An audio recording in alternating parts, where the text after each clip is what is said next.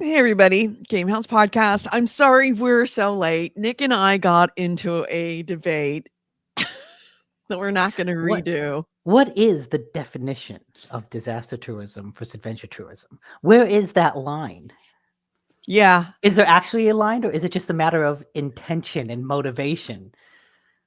yeah, and you could probably guess exactly what we're talking about. And yeah, I know exactly where the line. I feel like I know where the line is for me, and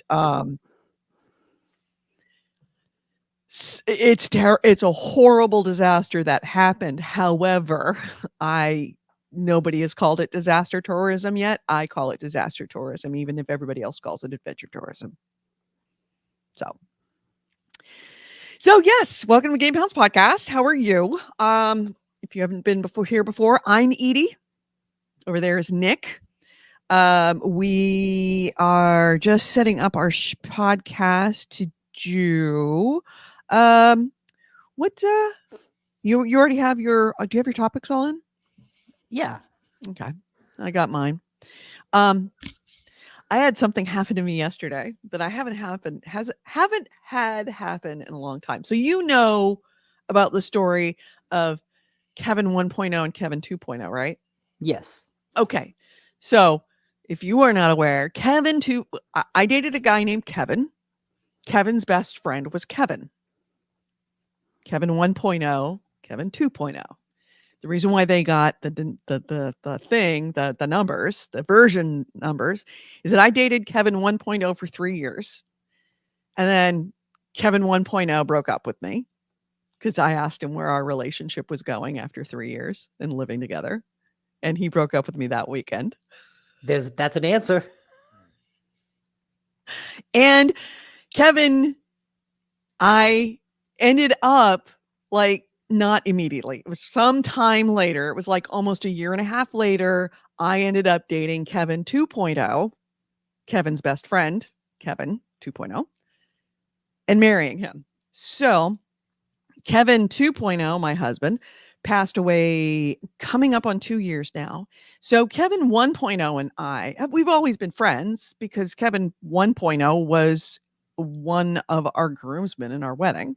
But he makes a point whenever because he's from this area, but he's living in Idaho now. Whenever he's in the neighborhood, he's kind of made a point to check in with me.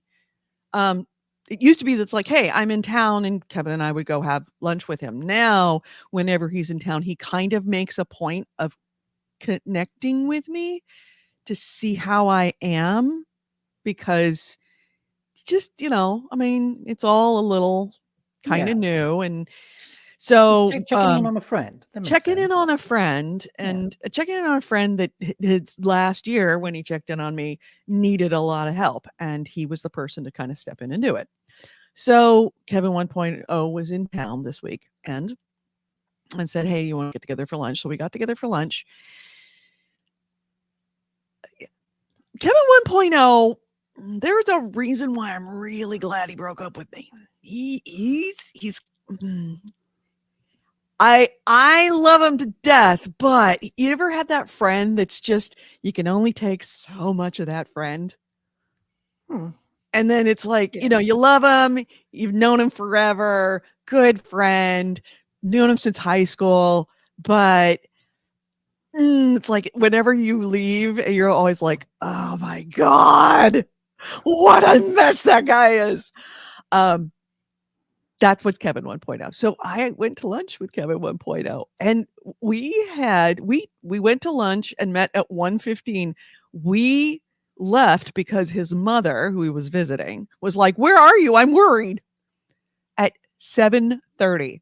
We sat in that restaurant through lunch, through early dinner, and into dinner service. I'll bet those servers hated you. We tipped the fuck out of those guys.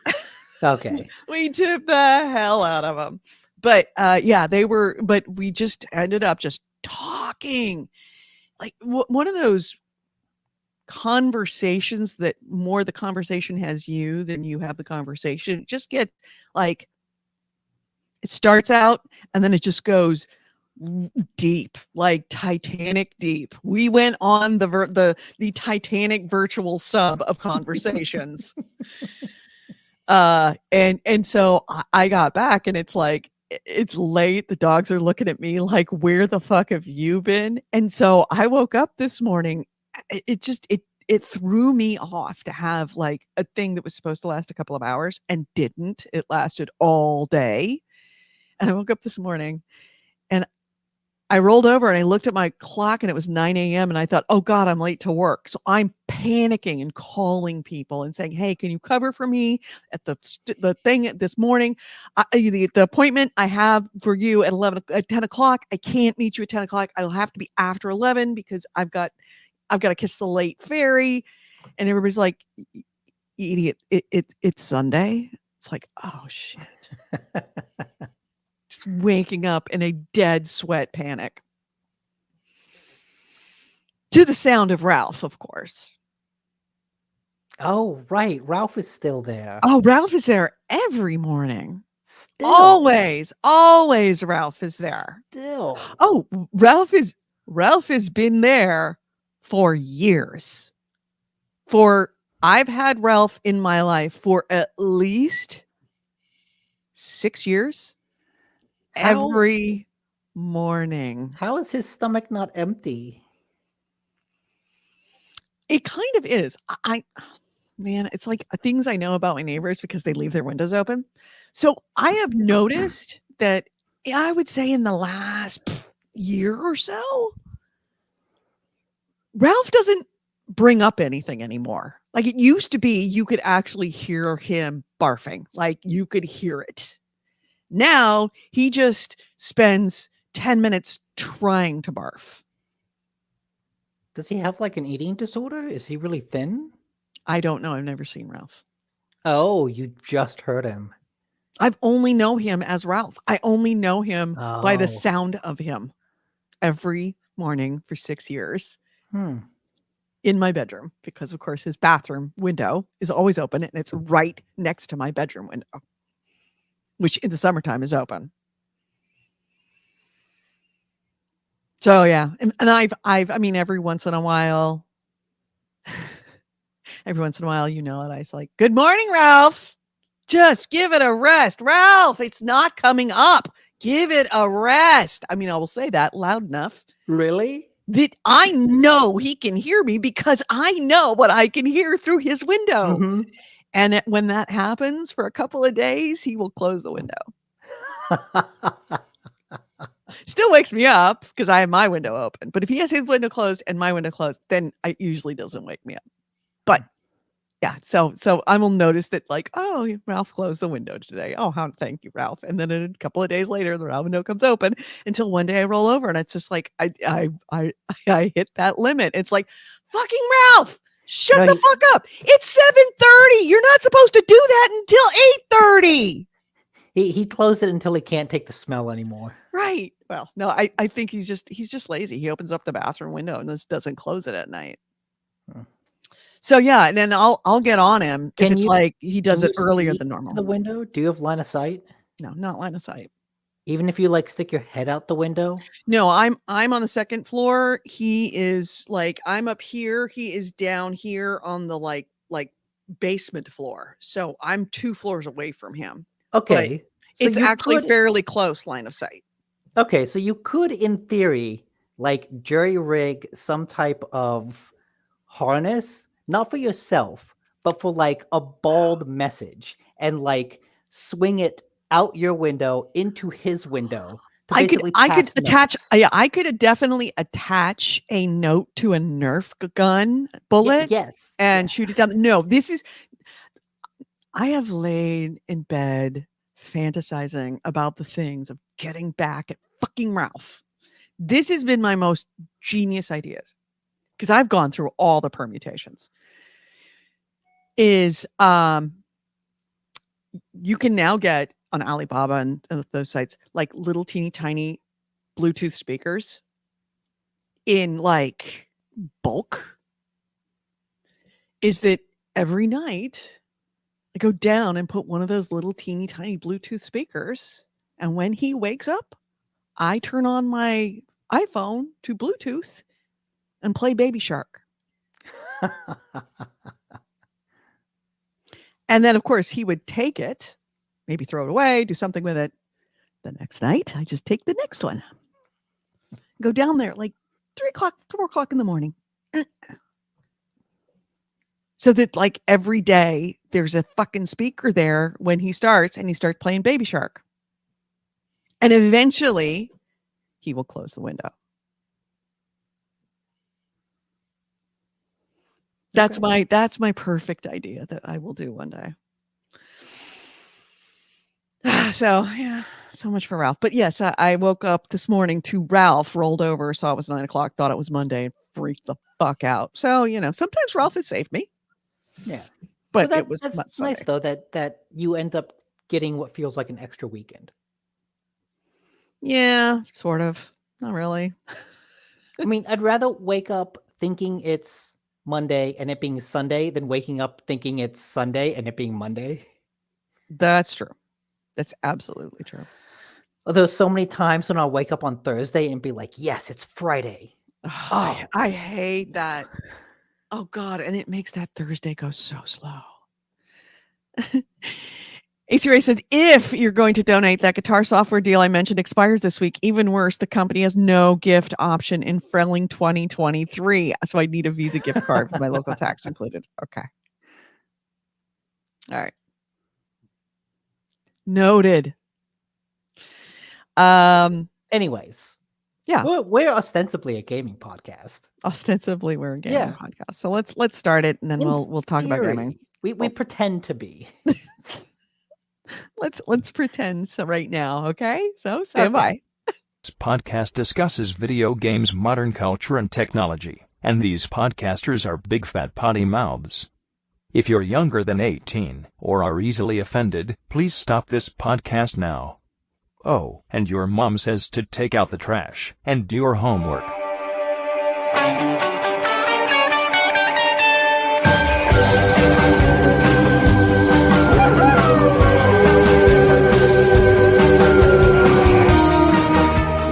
Hello and welcome to GameHounds. GameHounds episode 684. We are recording this on Sunday, June 25th, 2023. I'm Edie Sellers. With me is Nick DiNicola. We were just talking about my favorite neighbor in the whole wide world, Ralph. Ralph. Yeah, if you've been around long enough, you know who Ralph is. Ralph is the puker every morning. Not puking as much as he used to. I mean, he's still trying, but he's just it's not very not productive. coming up. Yeah, no, it's I don't know if that's better or worse. It's worse. It's worse.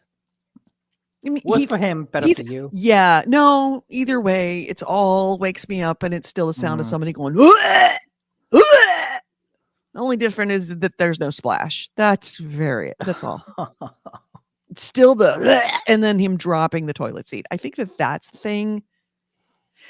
I've kind of become immune to the sound of somebody puking, which is, okay. So what you really need to find his apartment and gift him one of those toilet seats. I have thought about that. That's what you really actually need. Thought about that. To give him one of those slow, because he always drops the fucking toilet seat. It's always like the last thing. It's like, oh, I'm asleep, and it's like, oh God damn it, Ralph, and it's like, okay, he's done, and I just start to fall asleep, and then bam! It's like, God fucking damn it! just it's the ultimate fuck you. All you do, just leave the box outside his door. I don't know how. It's been going on for, I figure 6 years. It's probably longer, but it is amazing that I don't even know what Ralph looks like. That's why you got to keep the mystery, so you can't drop it off. And see him. I kind of like the idea that I don't know who Ralph is, but I have mentioned to the landlord, who is a friend of mine, of the building. She constantly asked me to borrow my 220 because she doesn't have 220 in the building if she's renovating an apartment between tenants. And I'll say, like the guy that's downstairs right here, is he okay? Because he throws up every single morning, or at least tries to. He just, how is Ralph? And she's like, Ralph? And I'm like, oh, and she told me what his name is. I can't even remember what his name is. His real name. He's just Ralph. So, Okay. In the we've meantime, got a lot to talk about. Oh God. Ralph is not Chunderbox. you know what? Cross that off the list. That's true. In the world of possibilities of who Ralph really is, I'm definitely crossing you off the list. Mm-hmm. It could be Nick for all I know. It could be. Actually, I don't think if it was somebody I knew, it wouldn't be you. You know who it'd be? Goalie. Oh, yeah. Goalie would absolutely be doing this to me. Yeah, I feel like I'm the long-suffering wife for Ralph. Like I'm the one that just has had it's a relationship. Your Ralph must not have anyone else that he lives with. He's had a girlfriend, and apparently they've had really bad fights. Now, I never hear the fights or anything, but I knew the person that lived above them, and he was like, "Oh yeah, they have fights." Now, I don't know if he's still with his girlfriend. Like I said, otherwise, our paths do not cross at all. It's funny that you don't hear the fights because I assume those probably happen like the living room, and so that's deep enough in that you don't hear it. I don't hear it, right? Because I'm only, my bedroom window is only, and I'm only really in my bedroom in the mornings if I'm sleeping in, and he pukes at between 7:30 and 9:00. Some days he's 9:00, but most of the time between 7:30 and 8:30 every morning. So if he goes earlier than 7:30, like he hit 7:15, and I will actually be yelling at him as I'm lying in bed. Like, you're not supposed to be doing that for another 15 minutes, Ralph. Mm-hmm. And when Ralph goes, I've got an early day. Yeah, I've got fucking Ralph. I've got an early day today. No, Ralph is like, I've got an early day. I need to no. do this earlier. Ralph never says I'm starting anything my back. day ahead of time. Ralph never says anything back. I've never heard Ralph talk. I have only heard Ralph speak to the toilet. Oh, that's sad. He's a character in my life. So anyway, Yes. Have you played anything this week? Yes. I downloaded Dragon's Dogma. Cool. Unfortunately, it's a fairly large download. So while I was on I guess it's Steam, not that big. You gotta still download it. It takes, 10 or 12 minutes. So I was waiting. I fired up Crusader Kings. Oh, yes, because that's a game you play for 10 to 12 minutes. Yeah. I played another 20 hours this week because of it. Wow. Yeah, and I downloaded it on Wednesday. Yeah, Crusader Kings. Because it's got the reason. The big thing I wanted to go in is see what had been different, because this is the first time I had an opportunity to play the new Tours and Tournaments, the DLC, which makes significant changes to the dynamics of that game. Holy shit. Wow. I mean, it's still the same game. Obviously, the basics are still the same game, but it adds a different layer of complexity. Especially if you become a child ruler, or if you are a ruler who might die before your child reaches majority. Which you always have to assume that might be a possibility, because things like that happen. Because now they've added a regent system that you have if you're a king, you actually have a designated regent who, if you die and your child is not of majority and married, then your child will have a regent, and each of the regents, every person in the game now isn't just a person with skills. They now have an inclination as well. Are they selfish? Are they selfless? Are they devious? Like, it becomes more nuanced of who those people are. So you've got to make sure that whatever regent a parent is there is someone who's not going to be trying to usurp power from your child. And if you're a child with a regent, then you've got to keep a mind on this this scale that is your power and the regent's power. And regents will that are of a certain ilk, the selfish ones, the power hungry ones, will constantly be doing stuff to try to shift power away from you and give it to them. And you've got to constantly kind of keep them in check by making actions to ensure that you still maintain the power that you have, so that you can stay in, you can keep that power and get rid of the regent when you reach majority. Because if you reach majority and the regent is all powerful, you can't get rid of the regent. The regent is running the country for you and you can't stop it. And you've got to like go through a whole thing. The whole knights thing also takes a whole different turn, is that they've got whole different ways of providing accolades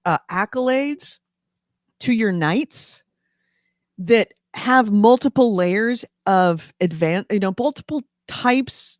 One accolade will have two different kinds of characteristics that affects how the kind of person that they are and how they do it, and or how they do in battle.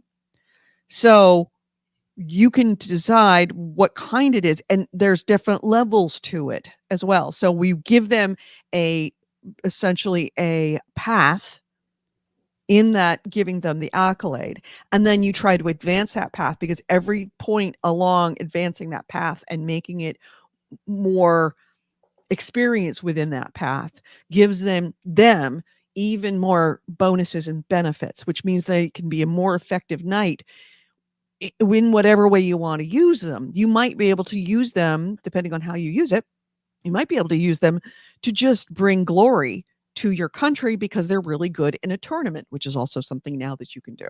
You might want to give them an accolade with a characteristic that makes them more challenging in battle or gives advantages to your armies. Or you might want to give them accolades that give them the ability to be more liked, so that they will have more ability to get diplomacy for your country, so that you can actually increase your country's ability to be able to negotiate with other countries because they like your knight so much. He essentially becomes like an envoy. That's cool. It's broadens. I mean, it took a game that was, you had to study it to learn to play it. And then once you got into it, you started to realize that you have not studied enough. And then you spend hours and hours and hours figuring out the dynamics of how to play. And there's multiple, of course, different ways that you can play it. And this adds a whole other level of complexity to it. It's just such a fabulous game. It is so challenging and fun and interesting. And the other thing I want to do, that I just was able, now that I've got actually a gaming laptop that I'm using instead of my Mac, because I can't use it on my Mac anymore. The Tours and Tournaments doesn't work on it, so I have to use my PC. But now, because of that, they've got this massive homebrew community that is making mods. And one of the mods that I downloaded is a Westeros. They call it the Westeros project because it's so many people working on this mod to create essentially Westeros, but using the CK3 as the engine. So it's a Westeros skin on the whole thing. So they're populating it with different rulers, making different like interactions that fit in with the whole Game of Thrones thing. Yeah. How detailed does it Events get? in the timeline that are like, historical events within that timeline as opposed to the historical events of like the real medieval world. Yeah. It's a big project that they're working on, and of course it's out as like a permanent beta at this point. But it's been How out for a long detailed time. does it get so far? I haven't played it yet, but now I Oh, can. So I'm still like playing that game that was only supposed to take 10 minutes while I was downloading the Dragon's Dogma. it's now 20 hours and Yeah, 4 days so later. I'm still going with that one. I want to see how this goes because I'm playing in Africa, which I've never played before, which is really, really interesting because it's a total tribal culture as opposed to a culture that's already feudal, which is what you play most of the time when you're playing in Europe. So this is like an entirely whole different like scheme because you're playing tribal characters, which it's totally different because you're playing it in Africa. Um, so I'm going to get to Westeros, just not right now, which means that I don't know where to put Dragon's Dogma. I don't know if Dragon's Dogma goes before Westeros or after. It goes wherever you can fit it. Yeah, I know, but I I really mean, want to play Dragon's Dogma. it's pretty cool, but it's also not going anywhere. It's true, and it's also, I mean, is it a long game, Dragon's Dogma? I don't know. I think it might be, but it's also like there's more story to it than I thought there was initially because Mhm, I ended up basically, I don't know if I said this before, but I ended up walking past early in the game. mhm. You'll see like a mission quest on a person, and you'll go up and talk to her, and she'll say, "Hey, whenever you need to rest, you can rest here." At that moment, I didn't need to rest. So I just kept going off into the world. And I was like, there's not a lot to do here. There's this gate that's closed that won't open. I'm going to go up this mountain and fight a bunch of bandits that seemed kind of overpowered The for me. game kept on trying to tell you what to do, and you weren't doing it. That's what was But happening. but I kept fighting through it. And eventually I went back there because I'm like, there's no story. I don't know what I'm doing. And I've looked it up and people are like, oh yeah, you gotta rest. Talk to that woman and rest. And I did. A story event kicked off and everything progressed. Like, oh, okay, that's why. But I ended up gaining like 20 levels. Oh, because you just like dicked around before you Hmm. actually made the next step? Oh. Yeah. I So yeah, might do that. when the Did you person, learn anything appreciable in that 20 hours that helped you play that game past where you were? I'm like kind of maxed out one of my starting class, and so then when I finally got to the big castle, I was able to switch to a new class, Mhm. and I've kind of been playing with that new class now and seeing what that's like. Mhm. Because what's interesting about that game is as you gain levels, levels don't really seem to matter all that much. Mhm. It's about the classes that you choose for you and your pawn and whatever pawn you hire from the Aether world. Um, and it's about putting together a party of three that works well together. So one of the things that I quickly realized is my pawn used to be a mage. Mhm. Mages have a healing spell. Mhm. And so that was really useful going through all these areas that were kind of above my level because I had this healer with me. When I got to the city and I changed my classes, I changed my pawn to be a sorcerer. Sorcerers have a lot more offensive spells, but they have no heal spell. Mhm. And so all of a sudden, I was forced to rely on items to heal. And that made everything way more tense because I didn't just have this like automatic health and this like Yeah, health endless bot. fountain of youth Health bot. next to me. Yep. Um, and so like I've had to think more carefully and strategically about where I go and what I bring with me since then. And so I'm kind of looking forward to once me and my pawn max out our current classes, I'm going to become a mage so that I get the healing spell. And I'm going to make them like some type of magic shield bearer type of warrior. Mhm. Because right now I've always been the one to charge in, and they've been like the support. So once we max out our classes, I want to switch that role so that they charge in and I'm support. That's how I love to play a lot of my like multiplayer characters when I have a team, is have somebody else be the tank. I want somebody else out front so that I can sit back and look at the battlefield and strategize. Yeah. Because I can't leave the strategy to the AI. Generally speaking, it's a bad idea. I found that the AI is pretty good. Like they heal me when I need it. They're offensive when I need it. But yeah, so much of that game seems to rely on like your class abilities, because as you fight, you get experience, but you use that not to level up. You use that to buy class abilities, and that's kind of what really matters. So the experience you get doesn't really matter. And I don't know how much the game like scales its difficulty with your level. But it's fun to basically have a game that kind of encourages you to switch up your classes Yeah. hey, you get to rank 10 of 10 of a class, do a new one. Like, yeah, just change So it you up. don't have to restart the game to do a new class. You just switch the class mid-game. Yeah, you have Oh, to that's go to kinda a nice. special location to do it.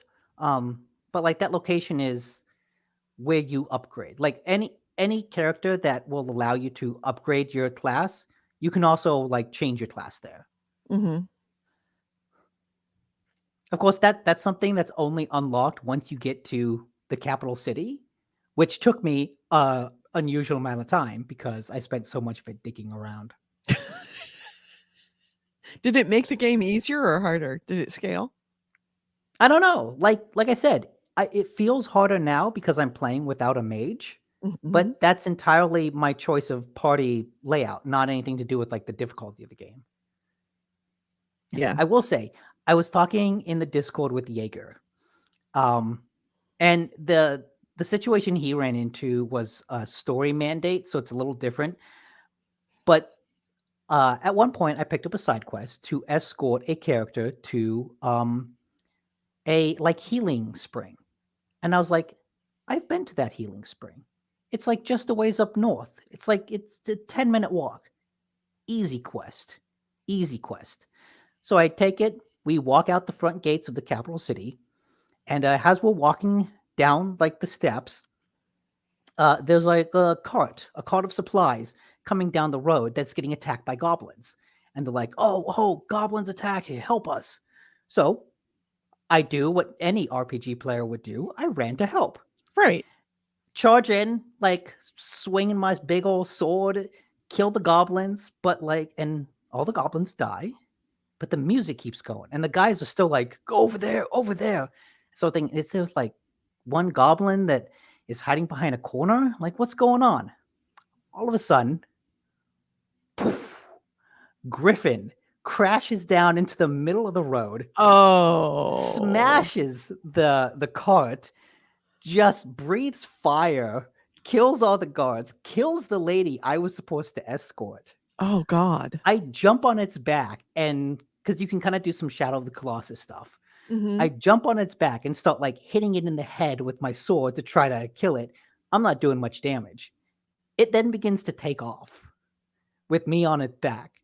And this is a game where fall damage is pretty dangerous. Oh. Thankfully, it gets like 10 feet off the ground and then just like, and I go flying off into a wall and it just whoo, flies away. And I was all ready for it to come back. I was like, okay, let's do this. I'm getting some healing items. I'm ready for it to come back. And it doesn't come back. It just flies It away. just came over to fuck up your day and leave. It Yep. seagulled you. It seagulled you. Yep. And in that moment, I was like, oh shit. I'm looking around at all the bodies around me. It's like, well, this didn't go as I planned. But you know what? I'm kind of okay with it. So so I just like I didn't even reload a save to try because it was just like a random side quest that I failed. But then I went back to the board and I picked up another side quest because I thought, okay, there were 2 escort missions on this side quest board. I'm Mhm. going to do the other one now, and I'm going to do it right. So I do that one.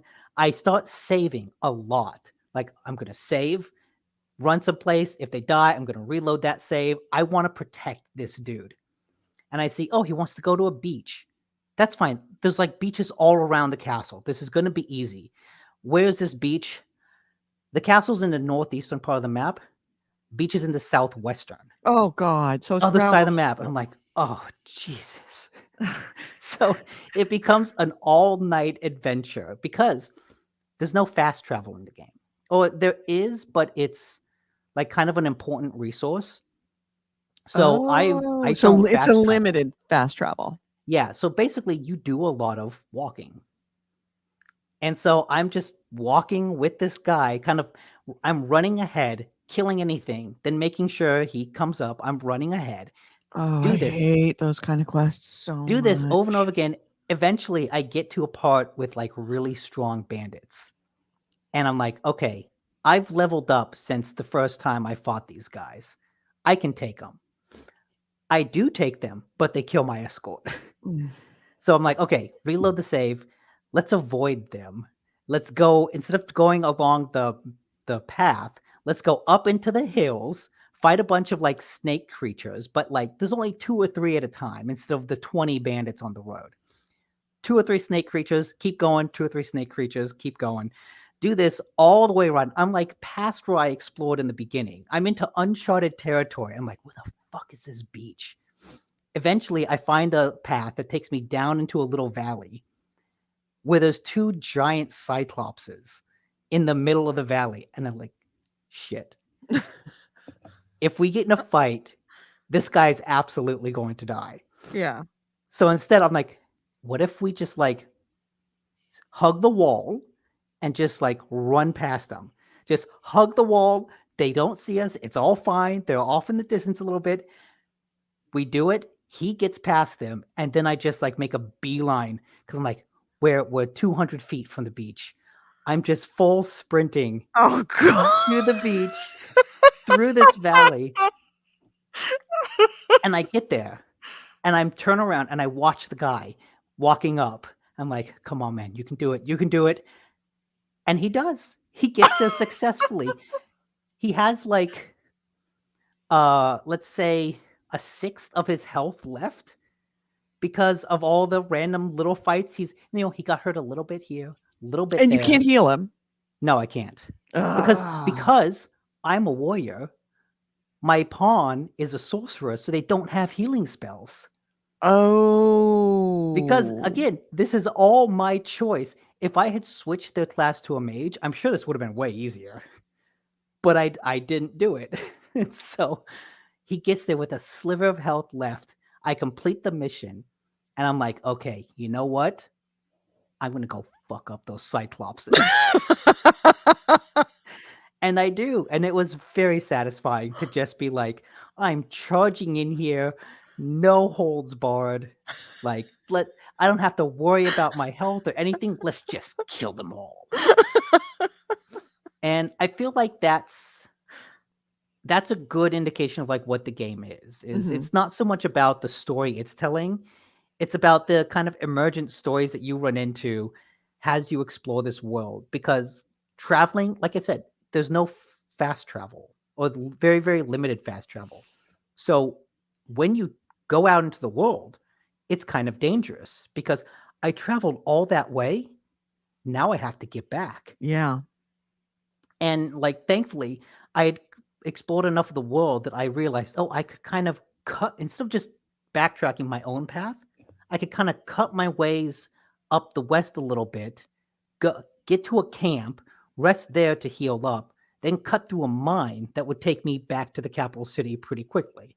And it's like, oh, okay, the way you think about the world changes It's a road when trip. there's no fast travel. It is. It's a road trip, and it becomes a story filled with like fantasy road trip adventures. Oh, that sounds awesome. Yeah, so I really like it. See, now maybe I might just play it tonight instead of CK3. Oh, it just sucks that I have so many games I want to play. I mean, I'm with you. I still want to go back to Dragon's Dogma, but I also Oh, yeah. started playing Final Fantasy 16. Oh, yeah. Yeah, yeah, yeah. So how's that going? It's going pretty well. Yeah? I really, really like that game. I think it's like I said it about the demo. The combat manages to be like really bombastic while still being legible to follow. Mhm. Um, it's the I kind of changed the difficulty. When you're in the settings, you can change it to story focused or action focused.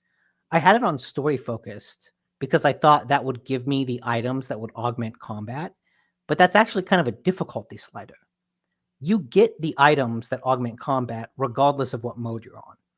So I switched it to action mode to make it a bit more difficult, while still keeping the items that would like pause the game to give me the ability to dodge.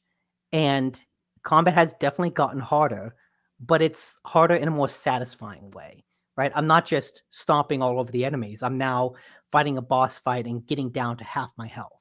It's like, oh, this it feels like a nice balance. Mhm.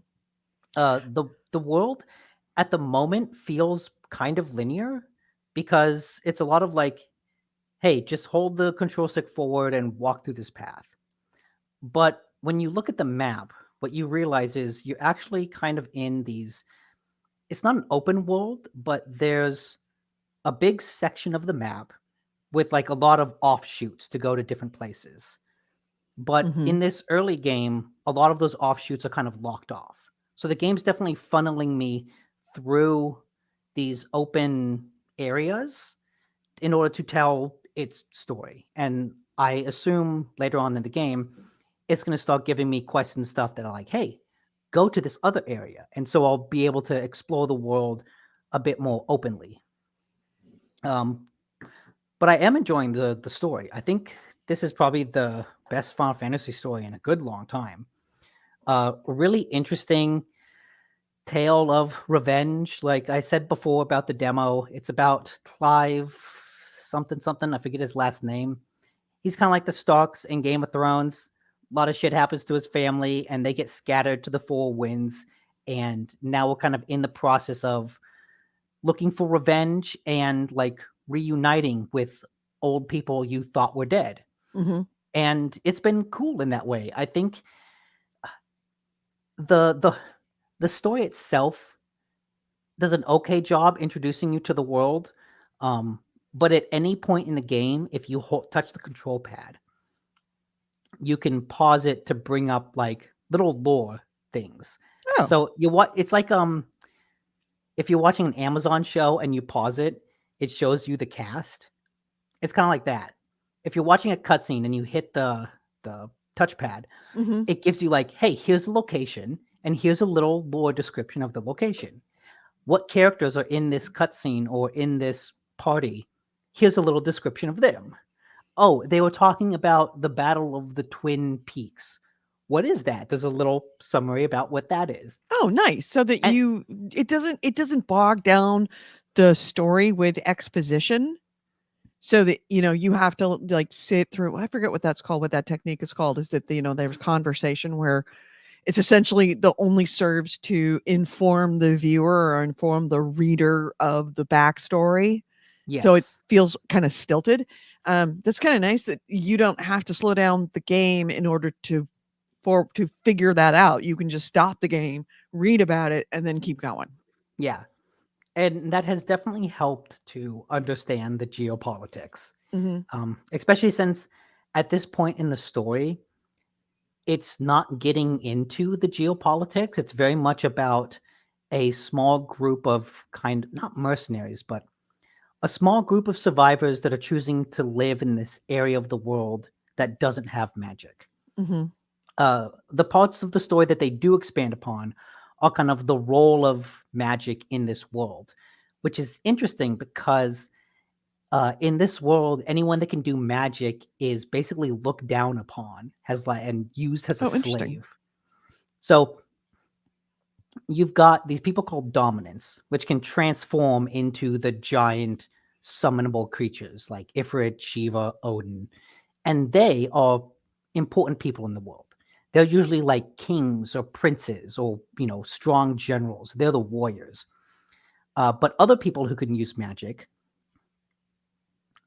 if you're really good at it, anyone else that can use magic gets branded with the tattoo on their face to Mhm. basically signify, look, this is a magic user. Depending on how well they can use it, they might become a frontline soldier used in like throwaway suicide missions, like Clive is at the beginning of the game. Or if they can use a little bit of magic, they basically become house elves in Harry Potter, where you have people whose sole job is to use their firepower to light candles in the castle. Or you have people who can use wind that are using that to trim bushes in the gardens. Mhm. And they're basically your servants. Right. And the game at this point revolves around Clive meeting up with a group of people who are trying to eke out living in this area of the world that doesn't allow magic because there's a blight spreading through the world. And this world that kind of runs on magic, anywhere this blight spreads, it kills magic. Oh, And okay. so a lot of society is like, well, we can't live there. But all these escaped slave magic users are basically saying, no, you can live there. You just can't use magic there. And so they're eking out an existence that basically involves actual farming and actual gardening, Mhm. living like we do now. Mhm. Um, and so, yeah, it's about meeting up with this group and kind of using them to help other magic users escape. Clive's on his own revenge mission that kind of coincides with this for a bit. Um, but yeah, I'm really enjoying the story. I really like the characters. I think they're well written, sympathetic without being like overly so. The main character, Clive, is the typical like brooding Final Fantasy protagonist, but at least this time it's not just an emo teenager. He actually feels Mhm. like he has a reason to be brooding and sad because, Right. his whole kingdom got killed. So it's like, Right. okay, it makes more sense. Um, and yeah, it's overall the combat's good, the story's good, and I'm just excited to see where it goes next. Damn it, another one. Another one on my goddamn list. I hate you. I hate you. I mean, this at least has a demo that would allow you to play through it to see if you actually are interested in it. Yeah. AC races, no matter how poor or away from civilization they are, Final Fantasy characters always have hair products to go around. Oh yeah. Oh yeah. Everybody is blow dried ready. And this game continues the trend of like people in not I guess not ridiculous costumes, but like there's an enemy dominant who's this woman in like a very slinky get up with like a fur around the collar.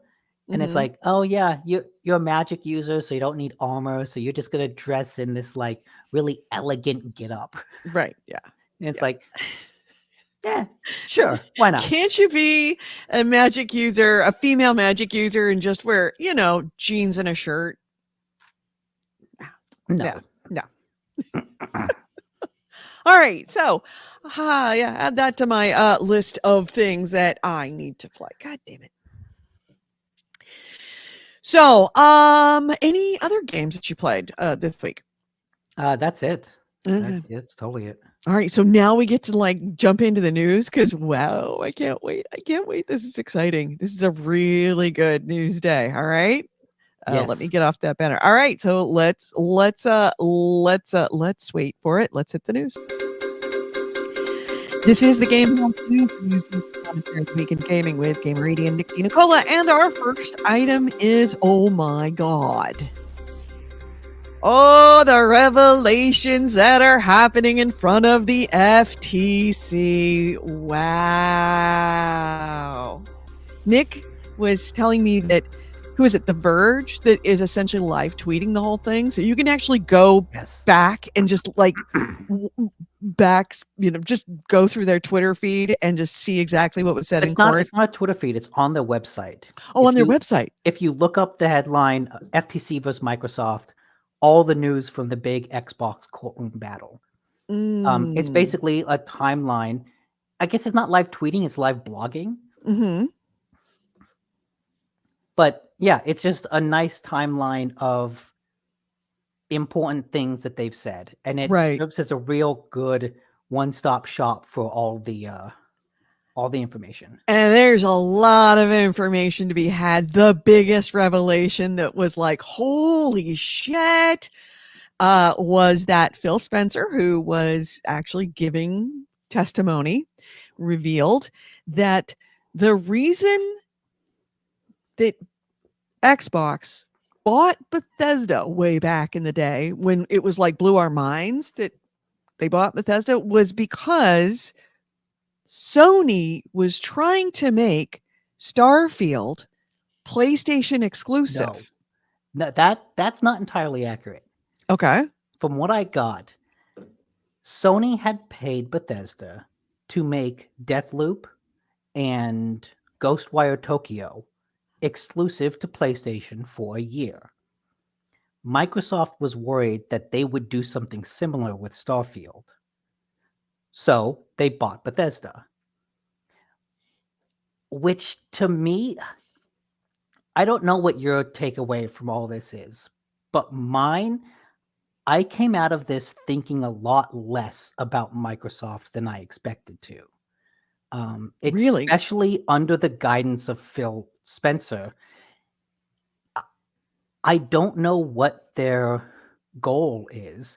And I think if you look at his same with Sony, but like if you look at their statements in this courtroom versus their statements in the past about in like presentations, they paint very, very different pictures to a degree that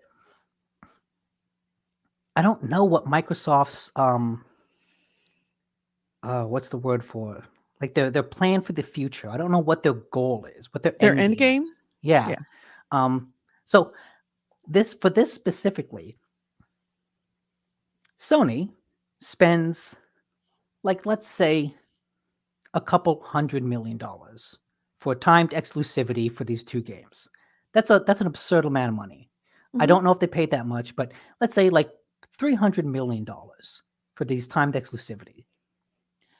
Microsoft's response is Nuclear let's spend option $8 billion to buy the by the developer. company.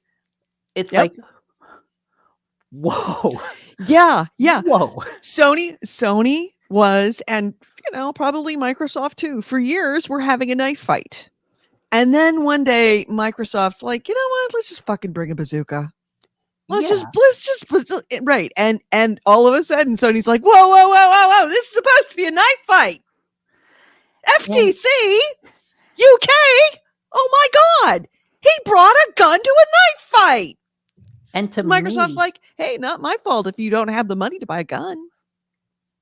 that makes me kind of worried about Microsoft because I think, and I think this whole Activision thing speaks to it as well. It seems like a company with more money than sense. Because I because won't look, disagree with you there.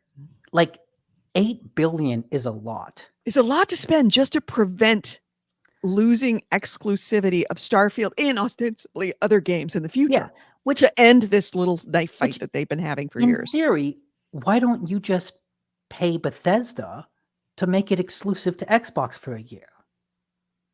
Like, I'm sure that probably costs less than $8 billion and I it think would achieve a similar thing. right. They it's not like they couldn't have just brought a bigger knife. They just want they could get a gun. And probably somebody else. Why are we fucking around with knives? We could just why be debating over the price of milk when we could own the cow? Yeah. We've got the money to own the cow, and then we never have to pay for milk again. And so what I wonder about that is they could have continued the knife fight. And then the other, let's say $7.5 billion, they could have invested that into Xbox. And imagine what they could have done if they invested that money back into Xbox instead of just buying Bethesda. And I don't know what that world would look like. Right. And to me, that it speaks to like Bethesda, it, Microsoft's whole issue these past couple of years is that they haven't been able to like ship a lot of big, high-profile games. A lot of the companies that have shipped games are the companies that they bought that are already pretty good at shipping games. Turn 10, which makes the Forza games, they've been churning those things out every year like clockwork. They're pretty good at it. Mm-hmm. Bethesda, they're pretty good at making games. Like, look, Starfield comes out and is great. I don't think that's a reflection on Xbox has a product manager because Bethesda is already a pretty good developer. Starfield was Obsidian, already in the works and being worked on before they even bought it, clearly. yeah, Because that's Obsidian, why they bought it. yeah, Obsidian is a good developer. Double Fine is a good developer. Like, they already have a proven track record of putting out games. It's everyone else that they bought that doesn't already have a proven track record Mm-hmm. that is like still kind of, I don't know, they're just futzing around doing whatever. And so I imagine, like, in the future, Microsoft buys Activision. Blizzard and them are probably going to put games out at a similar pace because they know how to do it. But the question is, like, will that matter enough? Will that be worth $80 billion? And what if Microsoft had put that money, like, into fixing its underlying problems? I guess that's my greater issue here is that learning this piece of information, Mm-hmm. they bought Bethesda mainly to like prevent Starfield from being exclusive. Like I said, feels like a company with more money than sense, where Right. they're trying to buy their way out of the ditch instead of learning how to build a ladder. It's like you could invest $80 billion into Xbox. What could Xbox has a brand and organization do with a blank check of $80 billion? Like, that's wild to think about. But instead, they're just gonna like, I don't know, buy Activision. It's like, what I think of it less being buying, buying themselves out of a ditch rather than using the money to build a ladder. I think of it less that way. I think of it more like instead of building a brand new ladder with their own wood and having to research the technology and create the whole thing, they're actually buying a used ladder company. Hmm. That's not a bad idea. It's not just that they're buying the technology. I don't say the technology, but bring the ability. They are buying the proven track record. I agree with you. That's an awful. I mean, $80 billion is an awful lot of money, period. The end. That goes without saying. But when we're talking like Bethesda, what was Bethesda? 300 million? 8 billion. Bethesda was 8 billion? Mhm. That's right. My Activision 60 billion? I think it's 80. 80 billion. All right. So yeah, 6 billion or $8 billion or whatever, $6 billion. That is a lot of money for exclusivity, for getting out of the knife fight. That's it. Yeah, I agree with you. That is more money than sense from our perspective. Now, I would assume, I know assuming makes an ass out of both of us, but I would assume that before they spent that money, that they actually put down on paper how that's going to play out. That they weren't, I don't want to say overspending, but that made financial sense to them to spend that much, that it wasn't just a big throwing money around because they could. I'm assuming somebody looked at those numbers and went, yeah, it's not yeah, it's a deal. It's a good deal. But we don't know from their point of view of what exactly was the calculus that went into the valuation of 60 billion Yes, yeah. or 80. 6 billion, 8. 8 billion. 8. 8 8 and billion. I 80. forget. Yeah. There's so many billions out there that my mind is freaking boggling. Yeah. I'm sure that someone ran those numbers and decided it came out okay. I Mhm. just I don't understand what those numbers must have been. Um, and I think what also makes me a little worry is Microsoft has spent a lot of the courtroom fight revolved around Microsoft going, we're in third place. We've lost the console war. Like, we don't have the market share of Sony and Nintendo. And the FTC arguing, don't include Nintendo. The Switch doesn't count in this fight. Even by Microsoft's internal metrics, they don't consider the Switch. I think even Phil Spencer in the past has said, like, we don't consider the Switch a competitor. Like, we're just focused on our own business, blah blah blah. Mhm. Um and Yeah, but I can't hold that against them. There's, you've had like managers of the Yankees saying, "We don't really consider competition when we think about our team. We don't worry about who's in first, second in the division, first place in the division, who's second place in the division. We don't consider that. We just think about what's our win record." yeah, well, That doesn't mean that they don't consider the other team's competition in the division. They just don't thinking true. about it in that way.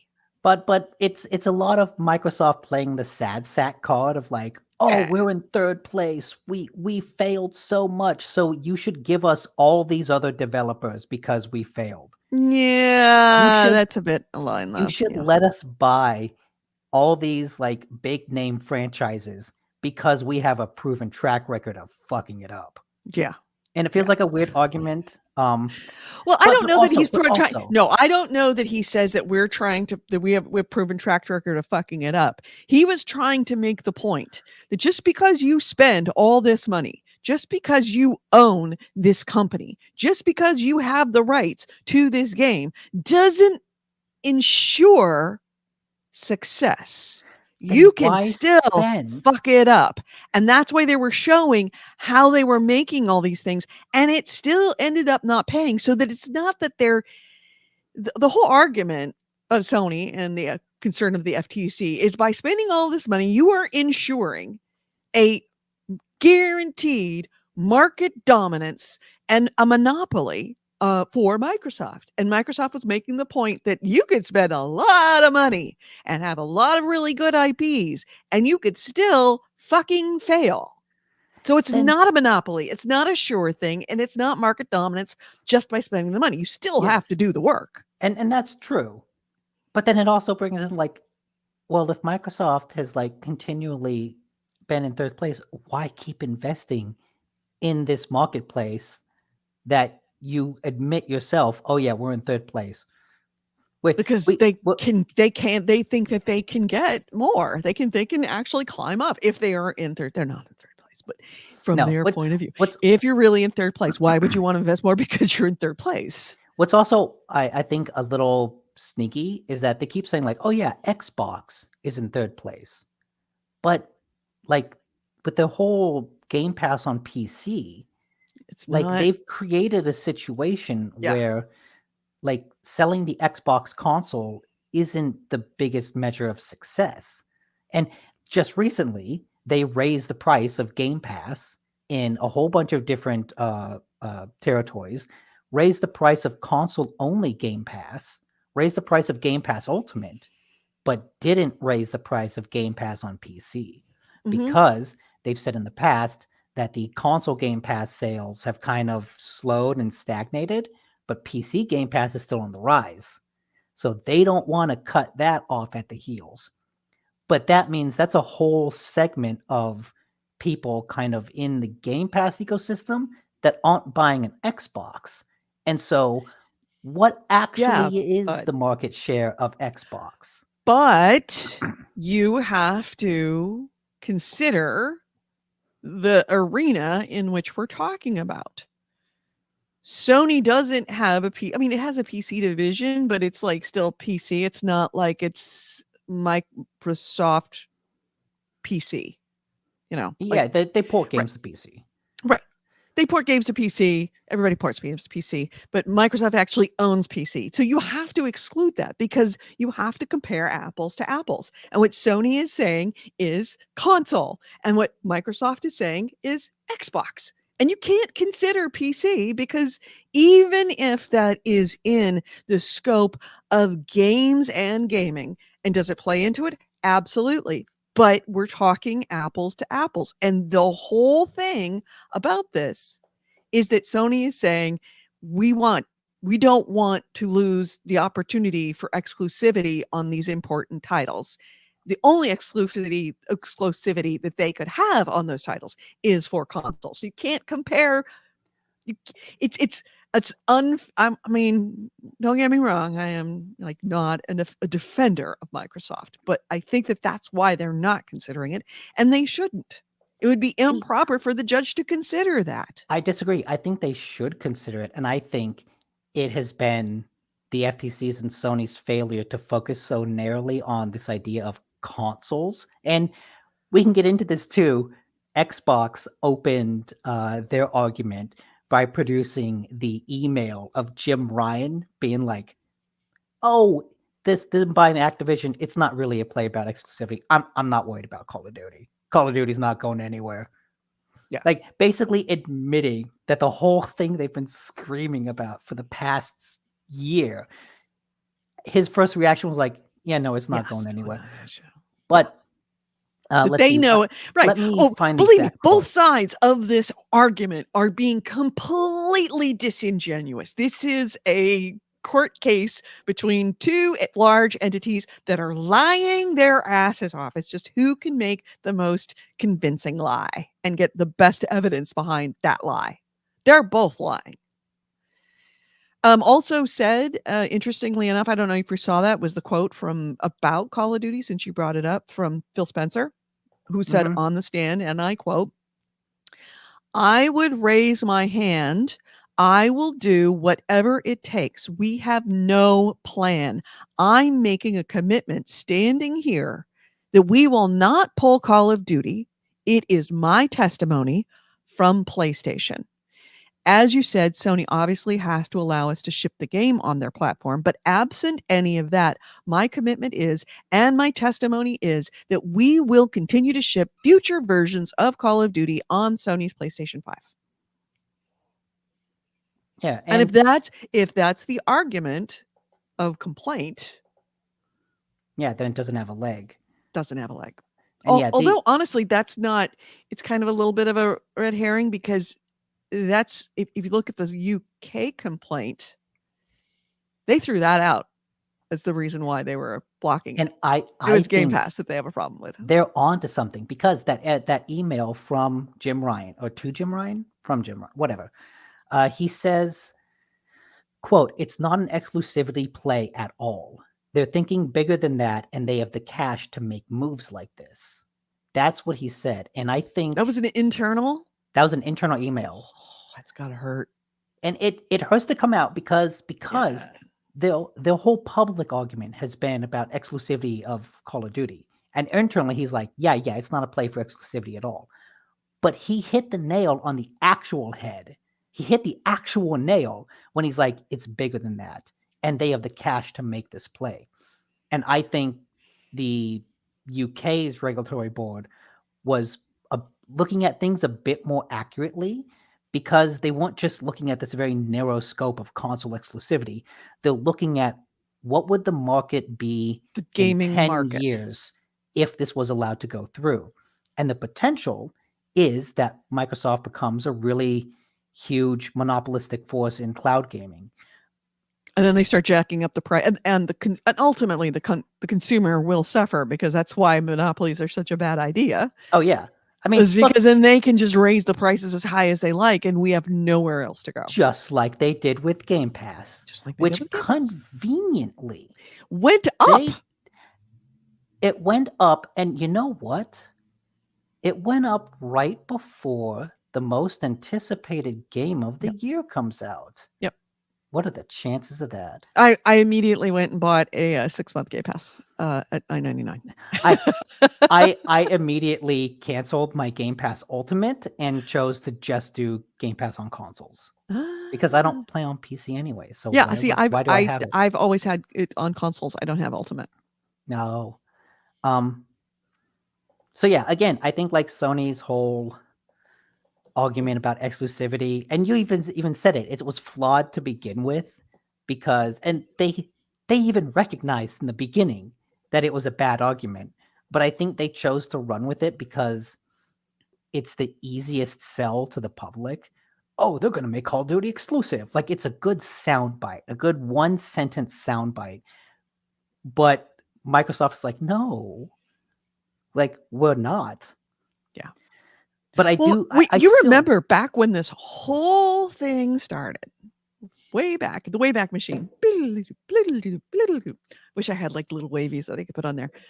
That we had when Sony and Microsoft were having the first of these arguments. It was down in Brazil, South America. Yeah, I think it was Brazil.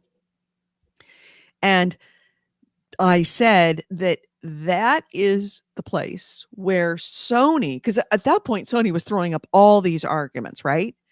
And I'm like, the reason why they're throwing up all these arguments is they're trying to figure out which of the arguments sticks, which is the most powerful one that they could determine.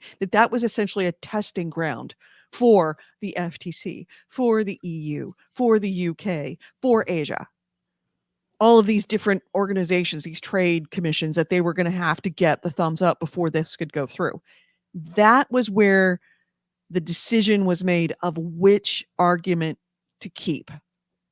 And the one that they kept, like you said, was the one that was the stickiest. And the stickiest one was, and because it was something that everybody understood and was easy to explain to trade commission people, because trade commission people are gamers. So if they don't have the, I don't want to say sophistication, but the gaming sophistication to understand the market, then it needs to be something that is so easy that they could explain it to a kindergartner.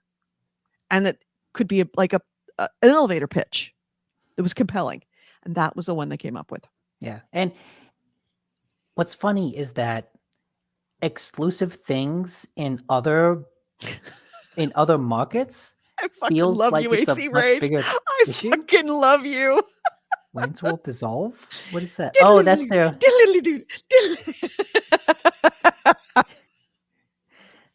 Oh man, there are moments I love you more than others, and that was one of them.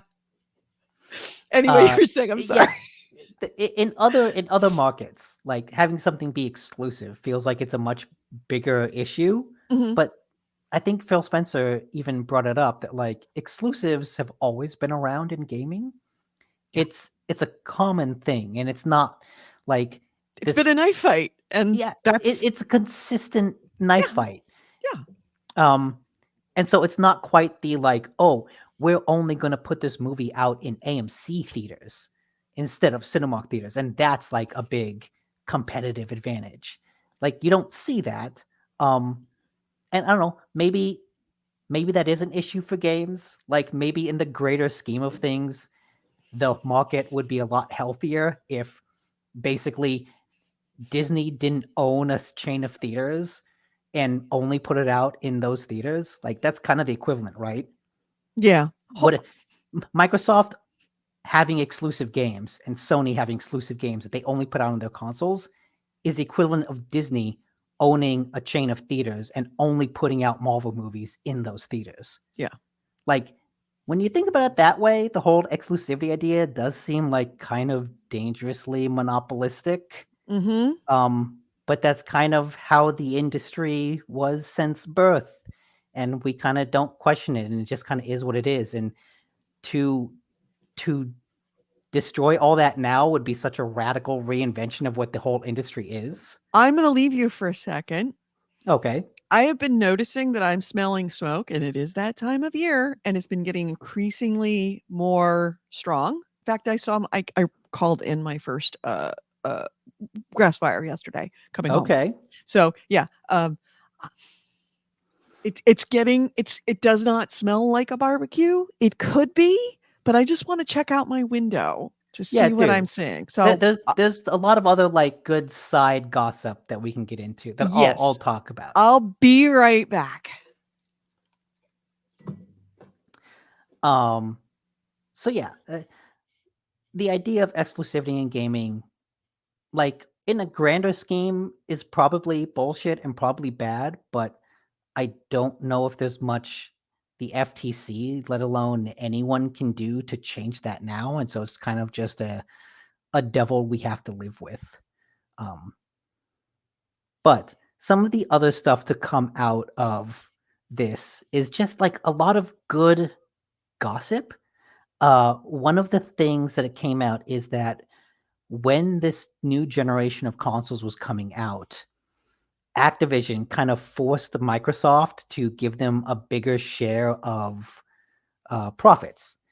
Basically, before the Xbox Series X and S launched, Bobby Kotick demanded that Activision get a different cut of the split between software sales. So normally it's a 70-30 split, with 70% going to the gaming publisher and 30% going to the platform holder.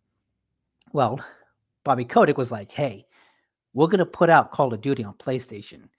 If you want us to put it out on Xbox as well, you got to give us a better revenue split.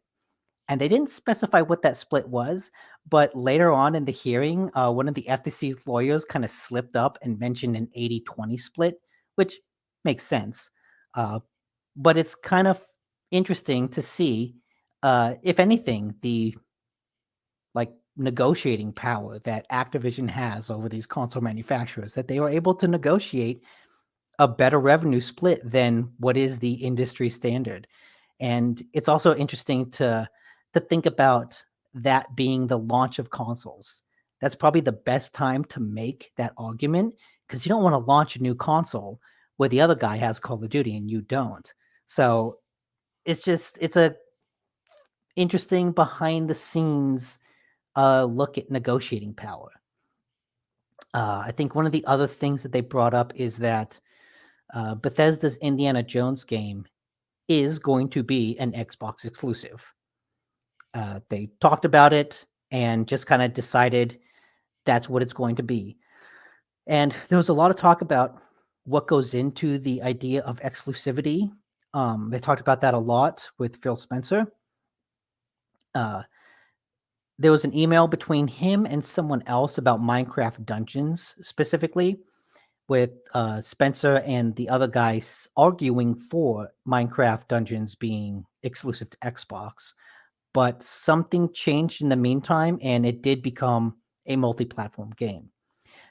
Spencer would not commit right now whether or not Elder Scrolls 6 would be Xbox exclusive, but if they're willing to make Starfield Xbox exclusive, I feel like there's no logical reason that, at least right now, we can't assume that Elder Scrolls 6 would be Xbox exclusive as well. But that was not something he was going to say on the stand right now, which is a little understandable. One of the things they got into is, what exactly does development look like for multi-platform games versus exclusive games? And Spencer said, no, it wasn't Spencer, it was someone from Bethesda, saying that if Starfield was multi-platform, it would not be shipping this fall, because if it was multi-platform, they would have to do more testing because it's going to be on another platform as well. So that just naturally increases the development time. And that was one of the arguments Spencer made, is that like the Spencer or the guy from Bethesda, again, I forget who, but that exclusivity is kind of a case by case basis argument of what does development look like. And, oh, we made it exclusive because that makes development easier, not to take away from the profits of the other guy. We did it so that development would be easier, which, like, it's true. Another lie. I mean, it's not a lie, because it's true. The best ones have an element of truth in them. It does make development easier, but somewhere along the line, they're also like, and it would hurt the competitor. Yeah. It does both. And yeah. But yeah, they actually, about the Indiana Jones one, they had specifically said that when they signed the deal with Disney, Bethesda, it was for a multi-platform game. When Bethesda got bought by Microsoft, they had to amend that contract to make it exclusive to Xbox. So yeah, a lot of talk about that. What was the other update? I cannot. Yeah, how goes it? Man, I know that charcoal and barbecue lighter fluid is not environmentally safe, and it's probably bad for your health and all that. But using wood for your charcoal, that's a problem because it smells just like a fucking forest fire. Yeah. I can't see anybody's barbecue, but it's very, very distinctly coming through my bedroom window, where Ralph is and the rest of the, that whole building's back area with like 15 barbecues across the front of it. I don't see any barbecue that's on specifically. So I don't see any smoke. I don't smell it on this side of the house. I don't smell it in the front of the house really that much. I mean, you can smell it a little bit. I don't see any smoke in the air, and I'm not hearing sirens. Okay. I'm gonna assume that it's a barbecue. But if I hear sirens, I'm out. Just so you know, because it really, Oh. really, really smells like a grass fire. Understandable. It really smells like a grass fire. So I get to get into some of the other fun details. When Xbox's Matt Booty was being questioned, I guess he had sent an email in 2019 where he basically recommended to Phil Spencer to not put any first-party Xbox games on competing streaming or subscription services. Mm-hmm. And then in 2021, he sent an email to Phil Spencer that basically said, hey, once we finalize this acquisition of Blizzard, we should pull all those games from GeForce Now so that why would we have Xbox Game Studio titles on a competitor to xCloud? Mm-hmm. Now, if you remember, in the not so distant past, Microsoft signed a deal with GeForce Now saying you can stream all of our games. Mm-hmm. And so it's a very interesting about face. And he was questioned about that specifically because on its face, it does seem like, oh, you were against putting your games on streaming, competitor streaming, but now that you're trying to make goody with regulators, all of a sudden you're all for it. Mm-hmm. His response was, I think we've seen that while content is absolutely important to a strategy, it really isn't a durable advantage that others can enter a field and others can build a content library relatively quickly. His point is basically what you said earlier, that even if you buy these games, you could still mess it up. Oh, you could still mess it up. You could spend $60 million and end in 10th place and go out of business. Oh, yes. And there was Pete Hines, an executive from Bethesda, took the stand.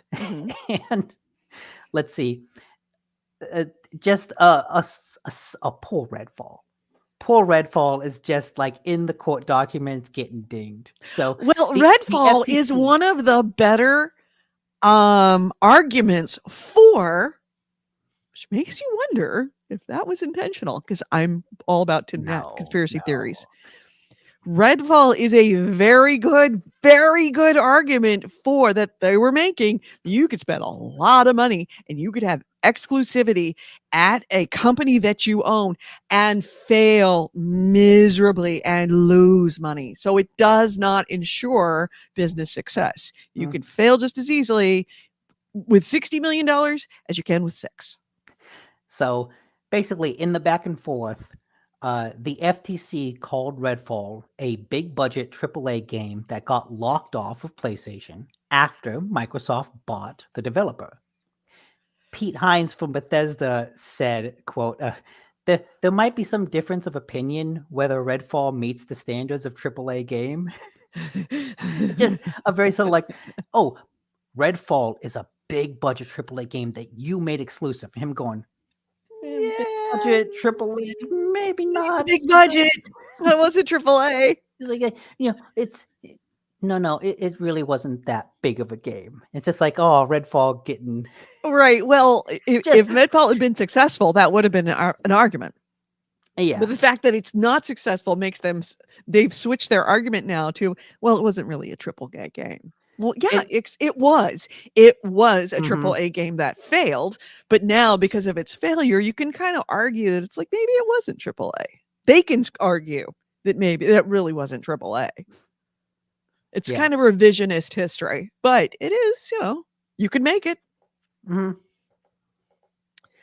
AC Ray says, AC Ray says, I hate smelling smoke and not knowing the source. Supposedly that smell when roads were closed a while back was coming from another house. I was staying up all night worrying it was inside. Yeah. Yeah. Hmm. Yeah. When you live in an old wood house, you when you smell smoke and it gets to a certain level, you're like, hold my beer. I need to check where that's coming from. And then Bitter says, forest fire flavored barbecue. Doritos needs to get on it. And to that, are we done with Microsoft yet? Oh God, no. All right. As soon as we're done with Microsoft, friends, so gird your loins. We will be talking about the poll. If you weren't on Discord, I put a poll up for Discord of what Nick and I should try from the it was the Gross Supermarket Finds channel. We renamed it to Would You Eat This?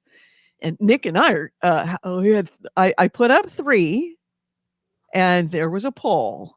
And we're going to get the results of this poll and 2 things. 1, we're going to find out what Nick and I will be eating next week. And 2, Can we you will get it shipped here next week? Yeah. Oh wait, no, it won't be. It won't be next week because next week I'm on vacation. Oh, and then the next week I'm not no, there. wait. Next show. Next show. No, wait. Next show's the 28th. Next show's the 20th. We'll both be here. Yeah, we'll be here. Okay, never mind. Yeah. No, the next show's not the 28th because the 26th is my next meeting. It's the 25th now. Oh wait, you're right. I was looking at June. Yeah, okay. No, next show is the 2nd. I will be able to do it. I'll just be doing it from a hotel room. So okay, so I can't. If I can get you the whatever we win, if I can get it to you by then, yeah, then we'll maybe. do it. If what wins, what I think is going to win, I think I might be able to do it. I'm actually kind of looking forward to the gummies. I would prefer the gummies, I think, over some of the other things. Let's put a pin in this until after we're talking about Microsoft. But Okay. we will be talking about what won the poll and what Nick and I may be eating in the definitely eat in the next show that we do, which might be next week. It might be in 2 weeks. For what it's 3 worth, weeks. I would totally try some forest fire flavored barbecue Doritos. Oh, that sounds delicious, actually. Mm-hmm. Yeah. Oh, I love this. I love the smell of burnt pine. And we will also be debuting the new poll because I realized that the first week we're going to have like a lag so that I can buy whatever it is, and then we will eat it, and then have a new poll every week that will be what we're going to eat the next week. So, yeah, I'll be debuting a new poll today and be showing you our contestants because I have to research. Like there's a lot of things on that are no longer available. So I have to research, is it gross? Is it not got peanuts in it? There's a lot of on there. I mean, that's the bigger issue. Yeah, like the peanut butter porter, the Nutty Buddies, all that kind of stuff. I can't do that because I'm allergic. But also the can it be purchased? Can it be purchased for a reasonable price? I mean, and yeah, that's the 2 things. So I have to go through and kind of research all of them, and I'm trying to kind of keep them together of like theme, so to speak. Like all the sweet stuff sort of together, or the dessert-ish kind of stuff together, all the kind of like 3 baked goods that we could get together, or all snacks. Like if I put on there something that is like a vodka drink and then 2 cookies, everybody's going to vote for vodkas because they're going to want to see us drunk. So I got to be very tactful in this. So we've got our next 3 contestants that I had to kind of go back into the Wayback Machine of that channel. Incidentally, the voting will happen on the Discord channel. It will be open until our next show. So feel free to join, but we will be doing that as soon as we finish talking about Microsoft. You were saying. So one of the interesting things to come out is that Sarah Bond, I forget her role. She works for Xbox. But the FTC asked her about xCloud. And, the UK's regulatory body singled out cloud gaming as something that Microsoft could totally become a monolithic force in. Now, Sarah Bond has said, like, oh yeah, Xbox was looking into offering a version of Xbox Cloud Gaming that wasn't tied to Game Pass, Hmm. but not anymore. Right. That basically operational costs are higher, and Microsoft has made deals with partners that offer similar functionality, so they're no longer looking into doing it. That basically they now see streaming has a feature for Game Pass and not a standalone thing on its own, a la Stadia. Right. Which, if we take them at their word, that means that they would have basically abandoned whatever streaming ambitions they have that made the UK concerned. Right. That's an interesting revelation on Yeah, that's that. potentially a really big thing. That's I know that the whole like Starfall thing was kind of the big red letter above the fold headline, but that's kind of the biggest news to come out of that thing. Yeah, if Like the most momentous. if they potentially like changed their goals due to regulatory concerns. Yeah. Yeah. Yeah, so that's kind of the biggest final thing I have. I'm scanning Where does this through. stand? Do we know where the FTC thing stands now? Are they done with testimony? They're And not now they're done. okay. It's going to start up again on Tuesday. Oh, cool. And so Yay, more things to talk about. I'm gonna be watching The Verge's live blog. We should watch that live blog together on Discord because I can do Discord at work, and Tuesdays are like kind of a boring day for me. So, Yeah. I mean, I've already kind of done most of my work for the rest of the month, so I'm kind of good. I can't do anything until other people respond to emails essentially right now. No, And I've both of I've my still bosses got. are out of town. One of them is in the East Coast on Martha's Vineyard for the next 3 weeks. The other one is in Colorado for the next week and a half. So I'm kind of the only person in the office. Well, that's nice. I've potentially got a lot to try to keep up with before that week. Yeah. All right. Well, Anyway, yeah, a, because a couple you're smaller details. mm-hmm.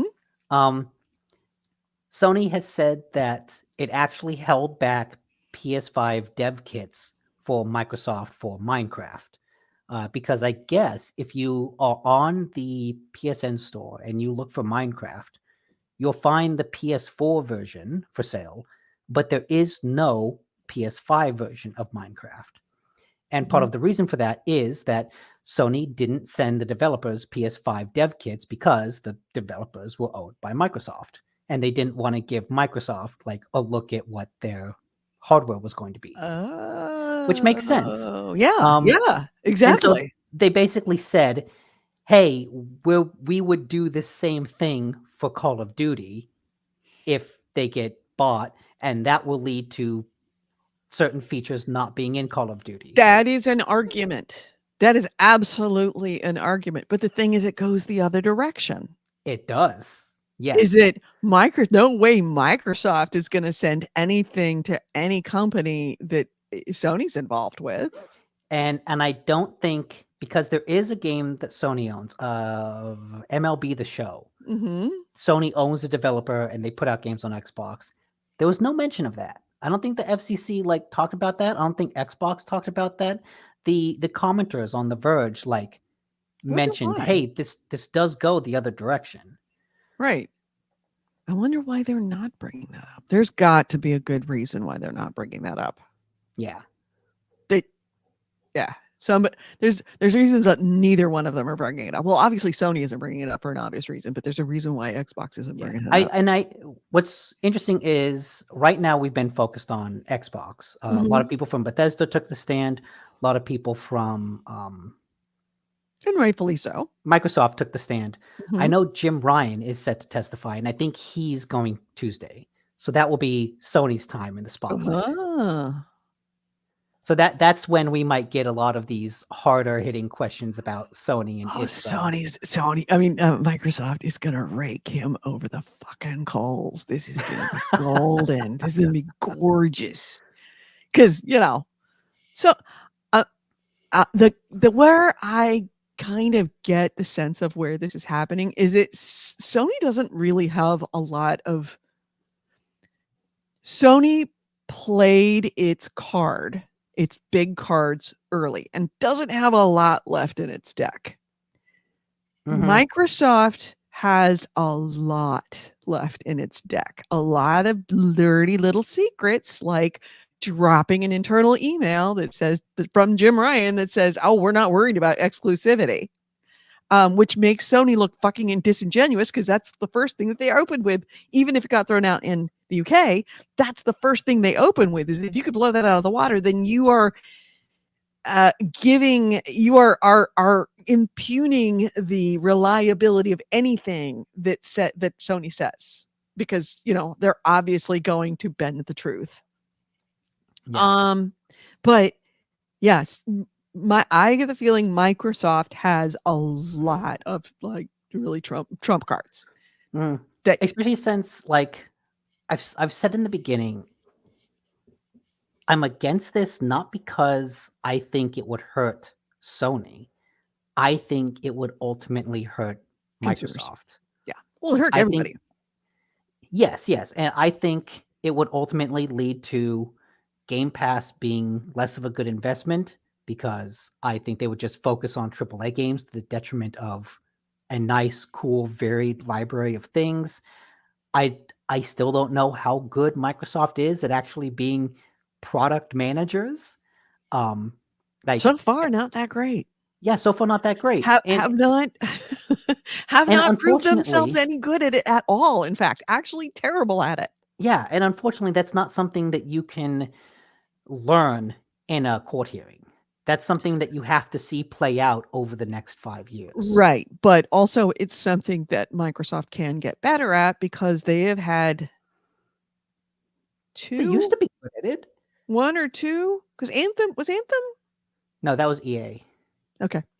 But yeah, certainly with Redfall, I mean, Phil Spencer very like blatantly said that the problem was we let them go and said, do what you want to do, and really Yeah. didn't stand over their The shoulders. fact that you there was internal talk of like people at Arcane going, "Oh, we got bought by Microsoft. Thank God they will cancel this project." Oh shit, they didn't cancel it. Like the fact that you had people hoping they would cancel the game. Yeah, yeah.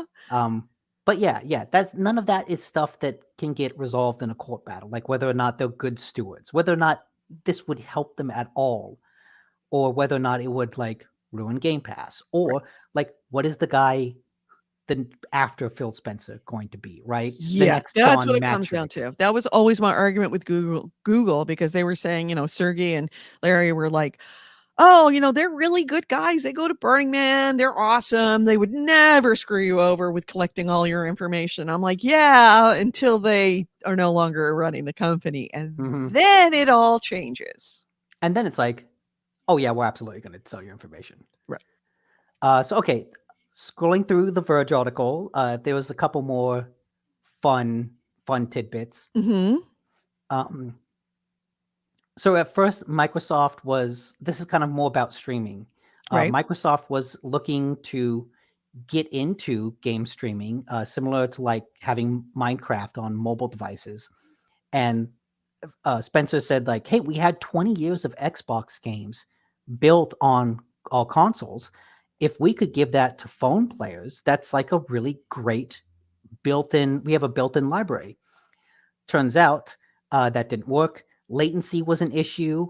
Things like fonts weren't designed for tiny game screens. Mhm. Controllers are an issue because you can't just have it on a touch screen. You need a controller. And that is one of the arguments that Phil had about why game streaming is more of a feature than it is a standalone service they would offer because, look, we could stream all these games to your phone, but they would kind of suck.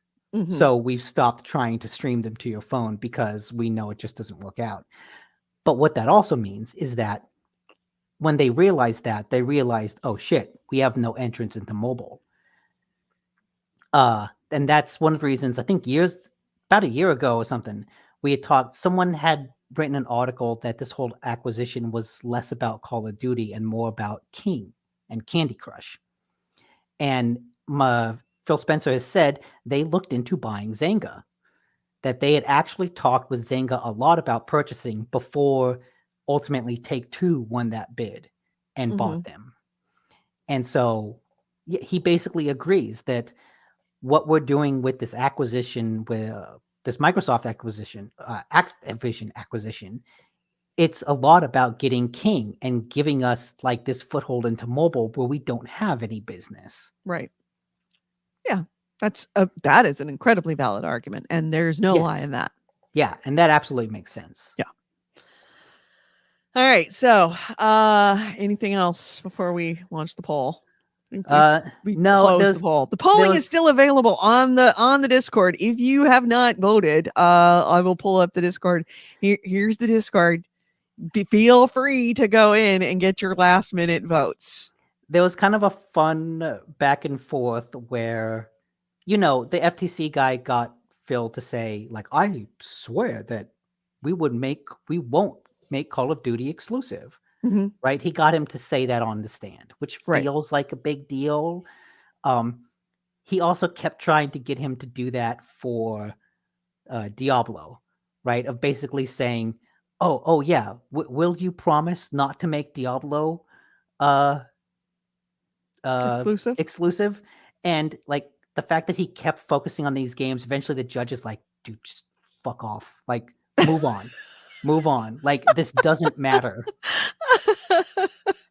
And so the quote from the Verge live blog says, there was an audible oof from a few members of the audience watching. Don't piss off the judge. First rule. Now the FTC, not piss off the judge. Don't make the judge have to make you move forward. Now the FTC asked if Spencer can make the same commitment regarding Call of Duty under oath with respect to cloud. Judge, I don't need that. I'm going to cut off your questioning. Oh, that's bad form. That does not bode well for Sony. There was a guy from Google Stadia who took the stand. Interesting. And I'm trying to see like the biggest interesting revelation out of his talk is that Google was willing to spend the time it took to build AAA games for Stadia. They were willing to spend 5 years, but the cost of it ended up being more than they thought it would. So he says specifically, this was Dov Zimring, who was a Google Stadia product lead. He says it was going to be far more expensive in the environment that we found ourselves in. So basically, Google was willing to spend the time to build out the library, but all of a sudden, next-gen game development arrived, and the costs kind of jumped, and Google was like, no. We don't like this anymore. I'm wondering why he was brought to the stand. What point was he there to make? Okay, this is again from the live blog from Tom Warren. The FTC has been focusing on Microsoft's cloud competition in this case, so we're likely to hear more about that. Perhaps we'll even get some insight into why Google shut down Stadia earlier this year. So let's see. The FTC openings its questions of Don Zimrig by asking what Stadia was, why it shut down. Zimrig says it was key for Stadia to have sufficient content, to have blockbusters at the right time, which is probably a big part of why it failed. When asked about Stadia's technology, he said we had the best in the field, blah, blah, blah. So I think the argument is that one of the reasons Stadia failed is because it didn't have the big blockbusters, i.e., we don't have Call of Duty, so we failed, which is what the FTC is trying to argue.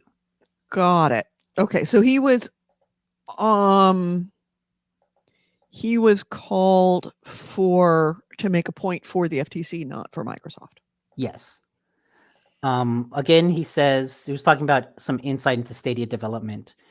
We had prototyped on Windows early on. The mission we had established at the very beginning was to enable revolutionary experiences. We saw Windows as a platform as limiting to innovate in that regard because we didn't have control over the operating system.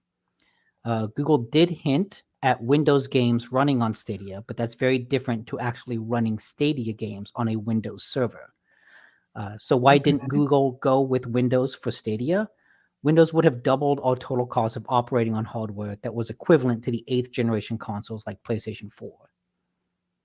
Okay. I don't know enough about these FTC trials, like the nitty-gritty details of how they run.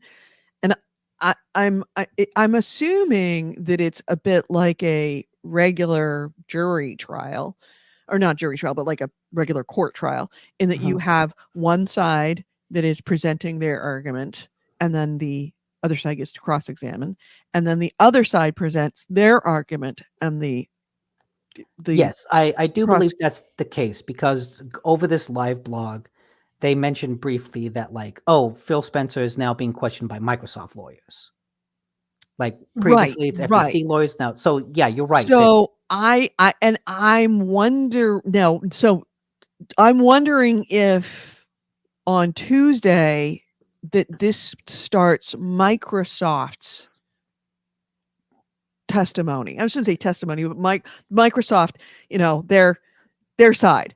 Or if this is FTC still questioning, calling people to the stand for their argument. That could be. I'm not sure who's calling who to the stand.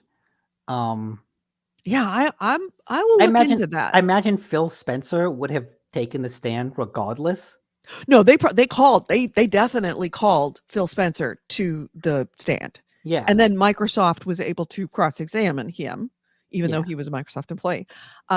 So he probably won't get called to the stand again. No, unlikely. But I'm interested to know if on Tuesday this starts Microsoft's case. Yeah, I don't know who called. We'll find. I'll look it up. But we'll definitely find out. Actually, you know what? Let me just scroll backwards. If it says that FTC closed its testimony, it didn't say anything about its case, that. Or if it rests. So it might be the FTC is still presenting. If anybody knows in the chat room, feel free. Courtroom sealed. Okay. This is welcome to the day 2 FTC. It's the second day of witness testimony. We're going to hear from the heads of both PlayStation, Xbox, and Google. It doesn't say who is calling the witnesses. It just says the list of witnesses. It may not be like a court case where you have a prosecution presents a case, the defense presents a case, and then they have closing. I don't think it may not be like that. It may just be these people are called and everybody gets to argue, and then at the end, then there was a judge that makes a ruling on the arguments that were originally presented by the two sides. Yeah. It's less like a court case. So it's going to be interesting. AC Ray says no anchors for quick links on the timeline. Yeah. Sorry. This Google stuff is on page 1, so the link still works. So yeah, that is the link for it. Well, guess Richard Hogue, we miss your commentary. Oh yeah, it's Hogue. That's right, Hogue. He had a heart attack, stroke. One of the two. He's recovering. I'm gonna give Hogue all the time he needs to get healthy, and I'm sure he's gonna be coming back when he's done. Yeah, stroke. Yeah. Yeah. Oh wait, I'm on his Twitter. Oh, he's tweeting. Good.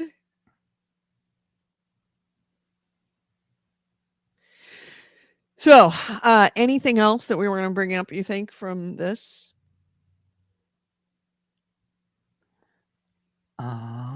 Nick is deep into this. Yeah.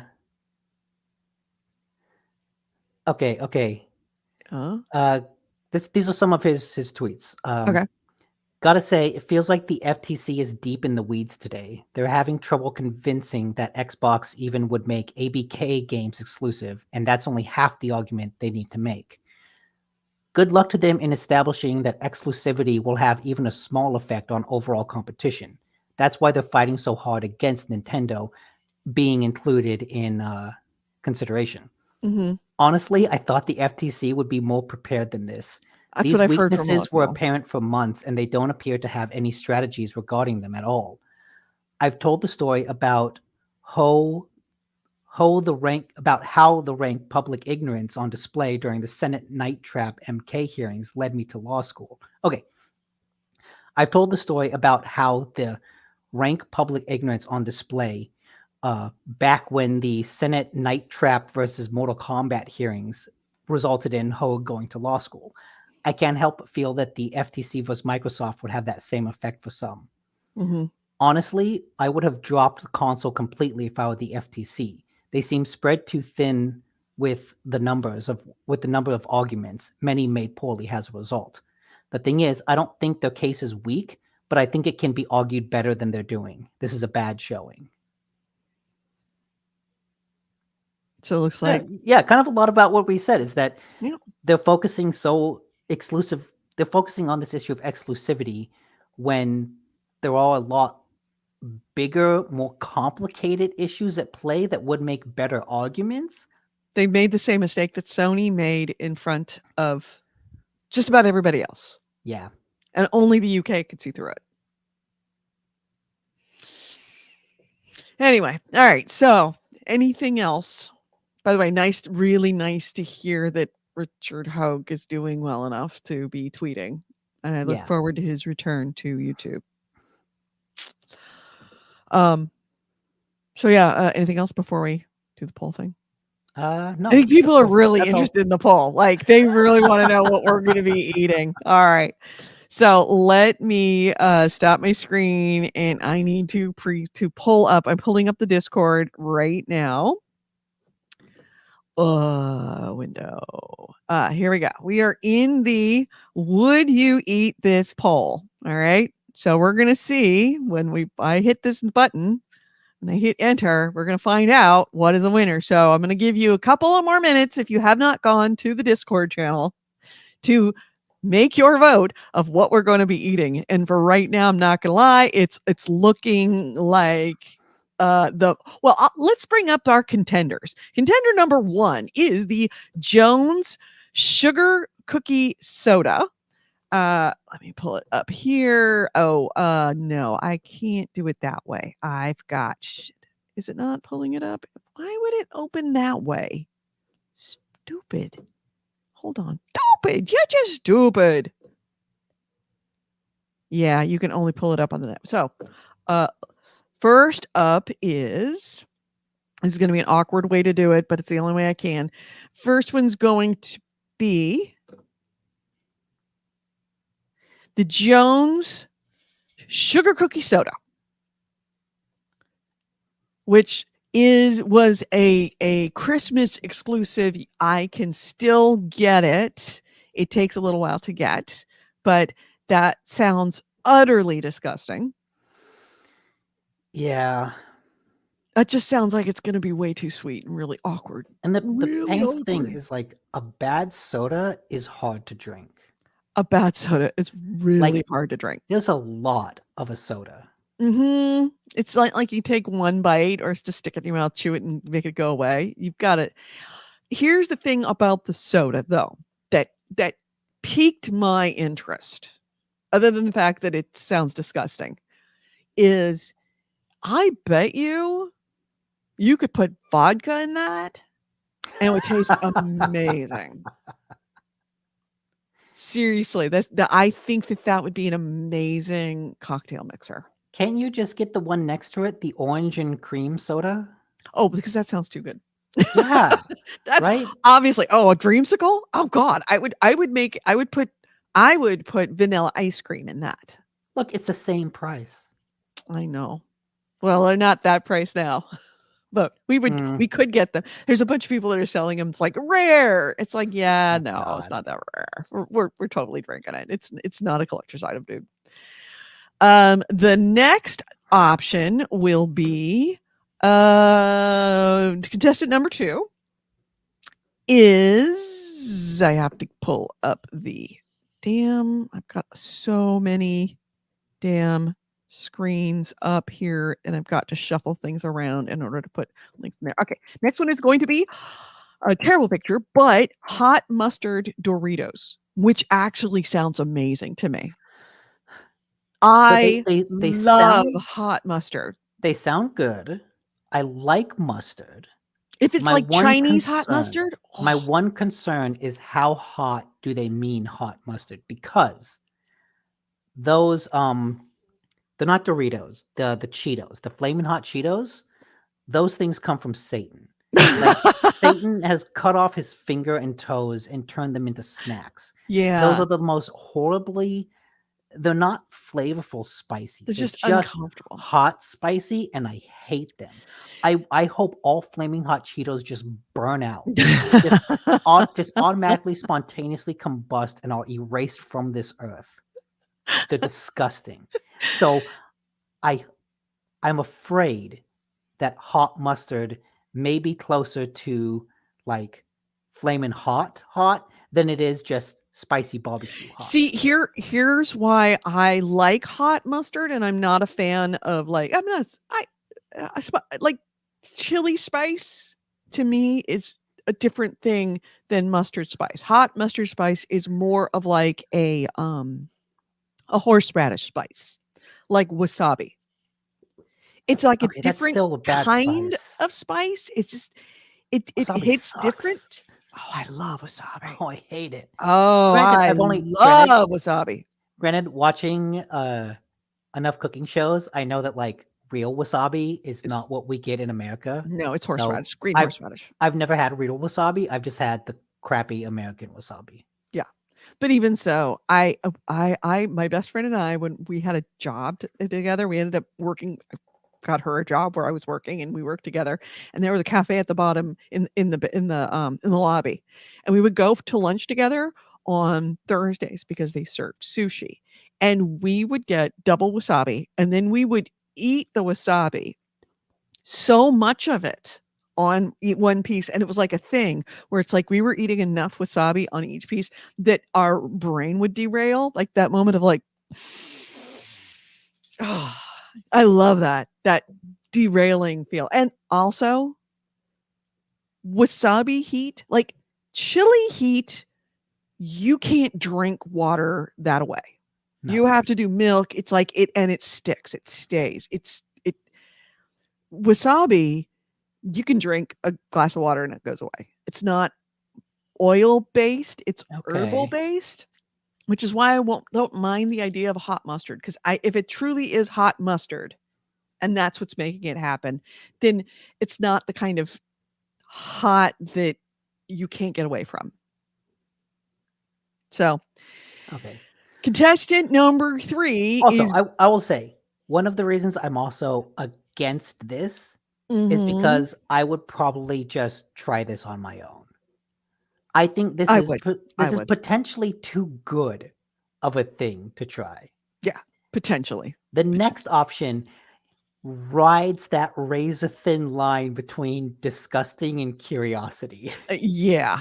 All right. So contestant number 3, which very appropriately is called an affront to God, is a Kraft macaroni and cheese gummy. And I put that up and I'm like, oh God, I really, really hope nobody picks that because that sounds absolutely fucking disgusting.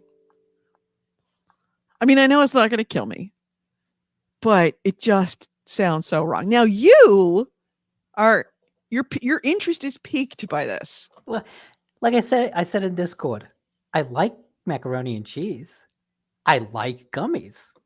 I don't could necessarily. You could go wrong. What could go wrong? He says. Two good things put together. What could possibly go wrong? I also think it's funny that every time I look at that box, it just looks like mac and cheese. Yeah. It doesn't look like a gummy. It just It looks doesn't. like mac It and doesn't cheese. look like a gummy. It completely doesn't. It looks like a box. In fact, I had to look at it. I'm like, why are you complaining about macaroni and cheese? Oh, Yeah, it just looks like pre-cooked mac and cheese. yeah, yeah. And you know what? It's funny. It looks like mac and cheese, but it actually, in the plastic wrap, the way it is, it looks like Velveeta, like the Velveeta mac and cheese, because it has a different color yellow to it. Oh, what? AC Ray says he's never been much of a gummy fan. I'm not a big gummy fan either. Oh, I will. There are some gummies that are like too soft that I hate. Dots, the candy dots, they're a little too chewy. I don't like them. I actually like dots better than I like Don't like gummies. them. The Haribo gummy bears, Oh yeah, they are the perfect the consistency. gold bond gummy bears. Oh yeah. If you gave me an endless bag of Haribo gummy bears, I would probably snack myself to death. I would just grab and eat, and like I would just keep doing it without thinking. They're so good. Yeah. Well, that's good to know, because there were a lot of gummies that were available on this "Would you eat this?" Yeah, yeah. thread. There's a lot of fucking weird gummies. A lot of fucking weird gummies. So all right. So I'm gonna pull off this screen, and I'm gonna go back to our Discord, and I'm gonna pull it up, and we're gonna see what it is. I've essentially danced around long enough to give you an opportunity to go to that Discord channel if you hadn't already done it. So now, nobody to blame but yourself if you haven't done it yet. All right. So here's the moment of truth. We're about to hit it. Oh God, please don't be the gummies. Please don't be the gummies. Please don't be the gummies. Oh, you got to refresh? 2 votes for the Jones sugar cookie and hot mustard. 4 votes for the mac cheese gummy. So it looks like, guess what, we're eating? The mac and cheese gummies next time. Okay. Nick, I'm sure, is thrilled. I mean, look, thrilled is not the word I would use. Curious. I'm disgusted by that idea. I will say that I have very little information to go off of, but based on that picture, it looks like they have the consistency closer to a gummy bear than a dot. So it looks like they have the They look like they're very rubbery, which is it's even makes it more closer gross to to the me. good gummy than the bad gummy. So yeah, looks like we are going to be eating mac and cheese gummies next week. Hopefully, if I can get them soon enough. Ooh, what if they have the consistency of a Swedish fish? That would be even better. The harder the gummier, I think the better it is. Oh my God, I am going to need to get an audio clip of Ralph for that show. Ugh. All right, so we are now debuting the next poll, which will go live after the show. Actually, I should have just set it up for right now, but I didn't. Now I was an idiot. Okay, I'm curious. Do I want to see these options, or do I just want to like be told what they are? I just want to see the winner ahead of time. No. You want to see what these options, because you're going to see it anyway. You're going to go to the website and you're going to see it anyway. That's true. Yeah. So I mean, you're going to want to watch that. So that's going to be fine. So all right. So what we got here is option number 1 for this week is going to be, contestant 1 is Choco Rolls, pineapple creamed cakes, artificially flavored. Now, these are Marinella is a Mexican brand, and I will say Mexican brands, at least to the American palate, sound a lot better than they really are. Okay, I was going to say these could be good. That doesn't seem bad. These could be horrible. It was the fact that it's Marinella. Okay, Marinella is, I mean, I hope nobody like from Marinella is listening. This is just my opinion. Marinella in general is like the bargain basement bimbo. Okay, it's like the dime store hostess. Bimbo is the dime store hostess. Oh wait, Bimbo is a brand? Bimbo is a brand. I thought you were calling them a bimbo. No, Bimbo is a brand. Is Bimbo like the dime Bimbo store Bakeries hostess? USA. There it is. So Bimbo is the dime store hostess, and Marinella is the penny store bimbo. Yes. Yes. Yes. Okay. And actually, I did not know this. Bimbo owns Entenmann's and Arnold's and Thomas's. Oh God, they got big. Entenmann's are overrated. Oh, but not Thomas's English muffins. Oh, they're the shit. Thomas's are good. Yes. Yeah. All right. So, contestant number 2 is going to be something that this I had to go way back into the archive of old ones. I had to go back like a year and change ago to find this one. Pulling it up right now. Stand by. All right. So contestant number 2 is going to be Cinnamon Toast Crunch Bugles. Okay. Blasted with Cinnadust. Has someone who just had Cinnamon Toast Crunch popcorn Really? You just did? from the Oh, that's right. You sugar did. thing? From the Yeah. sugar. Yeah, but that's gourmet. That is gourmet Cinnamon Toast Crunch popcorn. That's Yeah. wholly different. And you know what? This is probably going to be even better because I'll bet they slather that powder on there. Well, I'll bet, apparently they blast it with Cinnadust. I'll bet it's just an offensive amount of powder that's going to be delicious. I don't know. It sounds disgusting to me. Really? The question is, do you will like- you put them on your fingers? Absolutely. Because they're bugles. That's how you what eat do. bugles. Do you like Cinnamon Toast Crunch in general? I don't even think I've ever had Cinnamon Toast Crunch. Really? Cereal. The Oh. cereal? No. Yeah. Oh, Cinnamon Toast Crunch is so good. It just sounds really fucking sweet. It's not as sweet as you think it is. Yeah. But it's got a good, oh God, I just want some Cinnamon Toast Crunch now. All right, maybe I picked wrong. Maybe this is too good to be gross. I could be wrong on that. No, people, you should vote for those. So, and the third option actually is one that did not appear on the list, but it is in the spiritual successor to the one that was put up on the Discord channel. So what was put up on the Discord channel was International Delights Coffee Creamer Twinkie flavored. Oh, a Twinkie flavored coffee creamer. Right. Okay. But couldn't find, I mean, I could find them, but they were like $50 a bottle. Not going to spend $100 a bottle on fucking anything except hair care products, which tells you a lot about me. But I did find its spiritual successor, Okay. which is available and affordable. Is it Cinnamon Toast Crunch Creamer? It is not. So they do have a Cinnamon Toast Crunch Creamer, but it's not that. I don't know what it is. I might have already tried it. I really doubt it. You think you've tried it? Maybe. How much you want to bet me? How much you want to bet me you haven't tried this? I'm trying to remember the name of the creamer brand. It's like the common one. It's not Lucerne. It's God dang it. What's the other one? International Delights. And what's the other one? Coffee Mate. Yeah, Coffee Mate. I think I've tried it. I think they have a whole bunch of like. They all They have, have freaky They flavor. have a Snickers flavored one. I've tried that. They have a Cinnamon Toast Crunch. I've tried that. So you think you've tried this one? I mean, I'm not going to take a bet for it because I don't know. Right. What do you think? What do you give your odds on this one? I'm assuming it's like a candy flavored creamer. It could be. All right. So here it is. Your contestant number 3 for this week. It is a Twinkie flavored iced latte, which sounds vile. Absolutely fucking vile.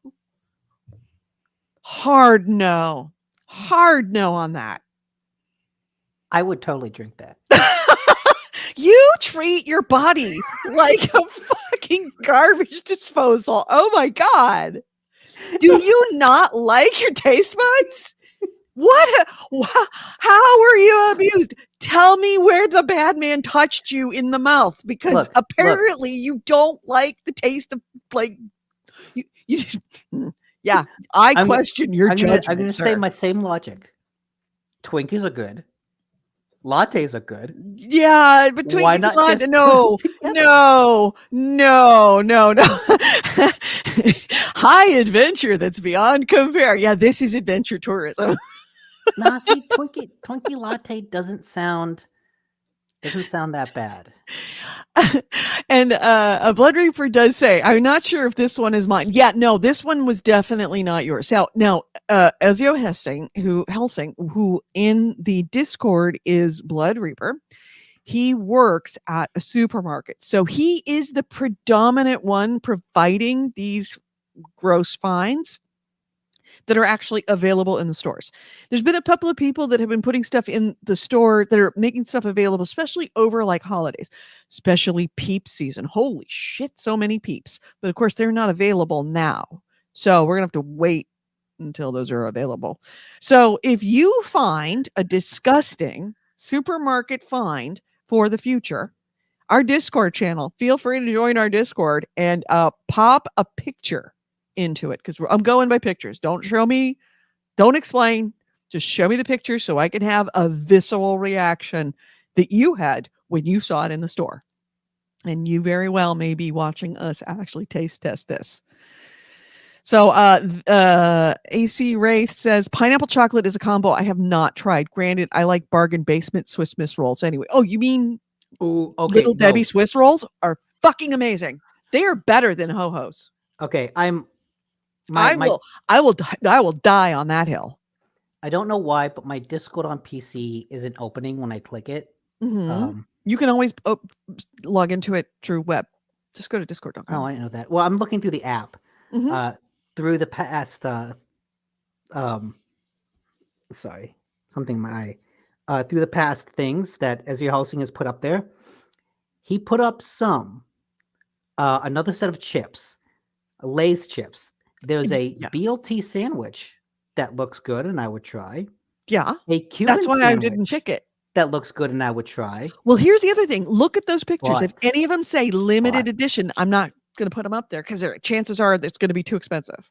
Then he has the devil's left nut. A flamin' hot sweet Carolina Reaper Cheeto. That comes Guess from what's going on the next poll, that baby. comes from Guess what's going on the next poll. the lowest depths of hell. See, I'm putting up the stuff that I think is gross, and clearly Nick is like, "Fuck yeah, I'd eat that." So it's like, all right, yeah. now we got to mix this up. I'm looking above this, and there's a gummy donut and a gummy hot dog. Gummy hot dogs, And that's just there's a making gummy remember- Lunchables pack. That's just remembering me. If you go to World Market, Mm-hmm. in their foreign candy section, they've got like a bunch of gummy ramen, which is a ramen bowl just with a bunch of gummy things. Right. Yeah, no. I mean, I'm gonna have to limit the gummies because we can't have everything the things that you don't want to eat and everything that the things that I don't want to eat. Okay, It's got to be some things that we might hope wins.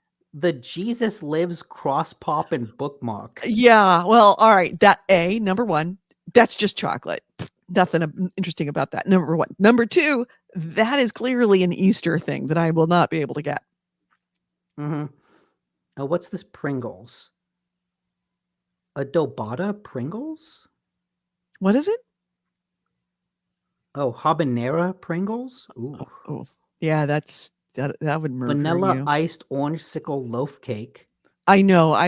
That sounds way too good to me. I mean, that's clearly delicious. Yeah. Oh, there's some M&Ms that look good. Yeah, there's Caramel cold brew M&Ms. Oh yeah. Yeah, exactly. There's a bunch of on there that are like interesting, but they're not gross The by Hot my Wheels- standards. So I kind of avoided the ones that clearly The Hot sound Wheels delicious. cereal.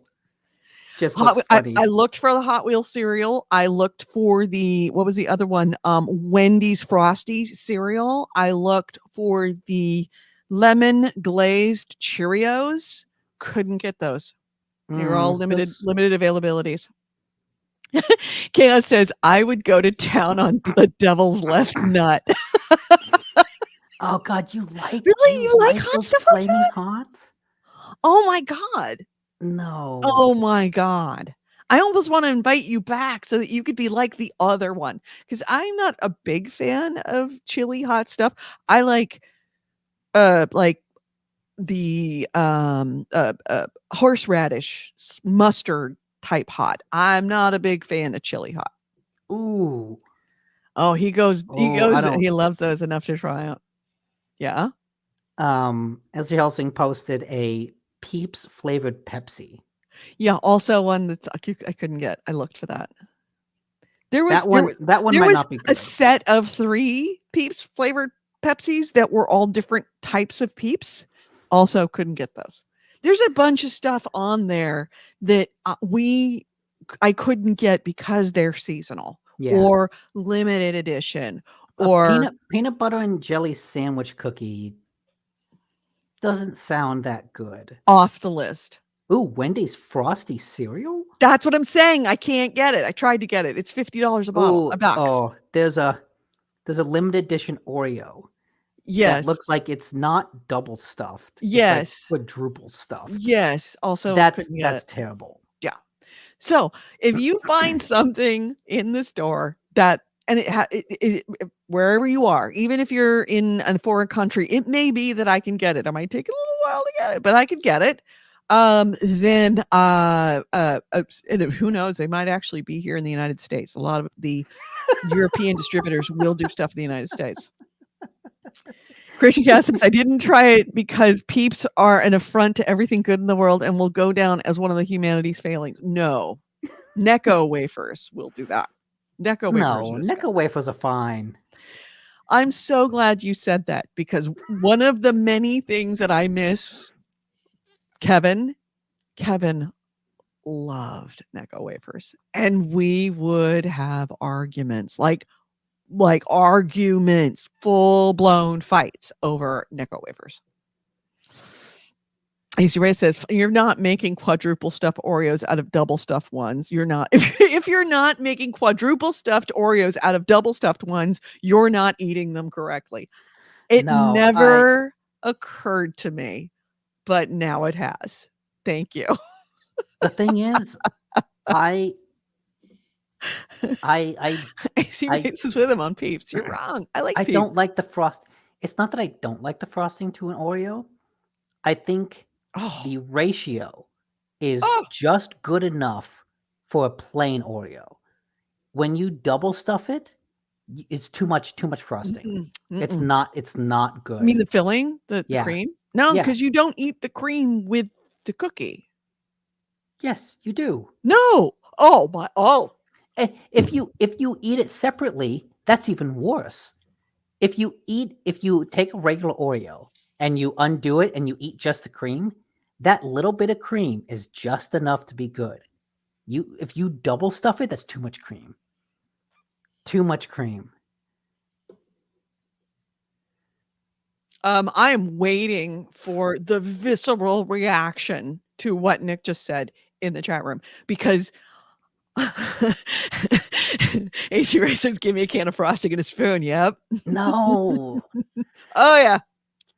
There is such a thing as too much cream for an Oreo. The best thing about an Oreo is you get 4 of the double stuffed ones. 4 is enough. And you undo it. No. You make sure that you get all. The only good part of it. That's a lie. That's wrong. That's a lie. That's wrong.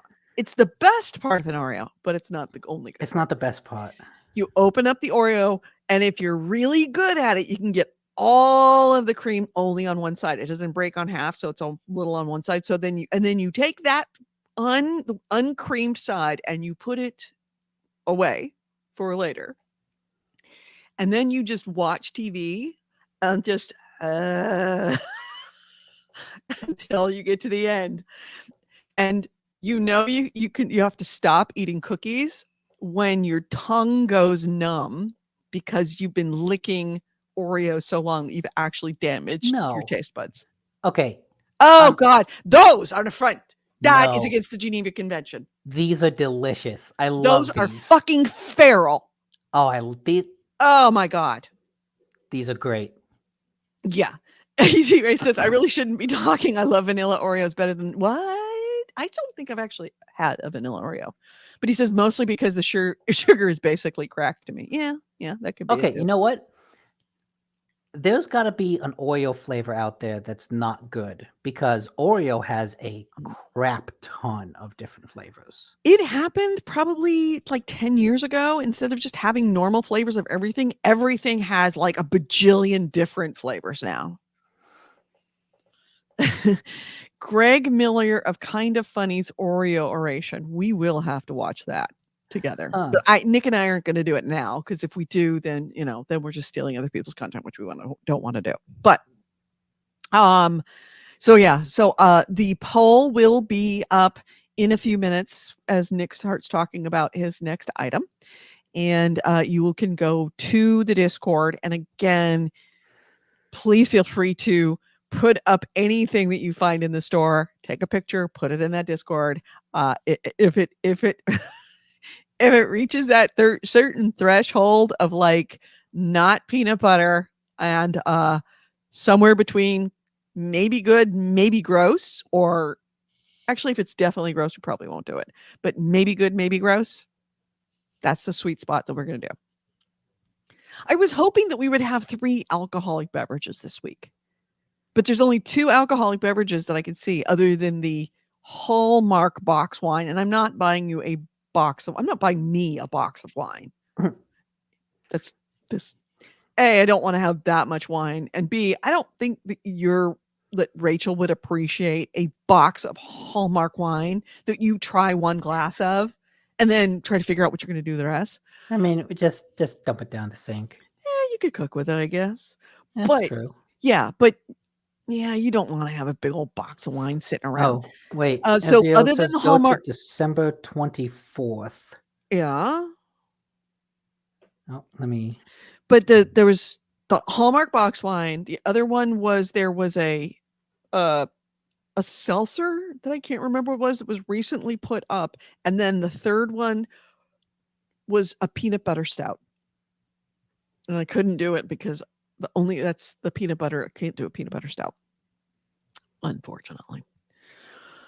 Oh, December 24th, he posted a whole bunch of peeps. Oh, a double hot chocolate delight peeps? That might actually be good. Really? A candy cane peeps? Not.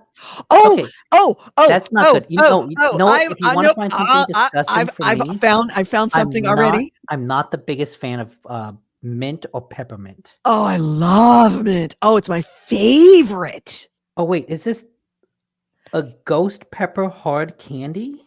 Wait, That sounds blueberry awful. ghost pepper, watermelon ghost pepper. Nick, come out of the rabbit terrible. hole. Come out of the rabbit hole. No, But wait, I will then say, there's I am going to post. Carolina Reaper spicy gummy. Yeah, there's actually a game where it's essentially a Russian roulette with gummies.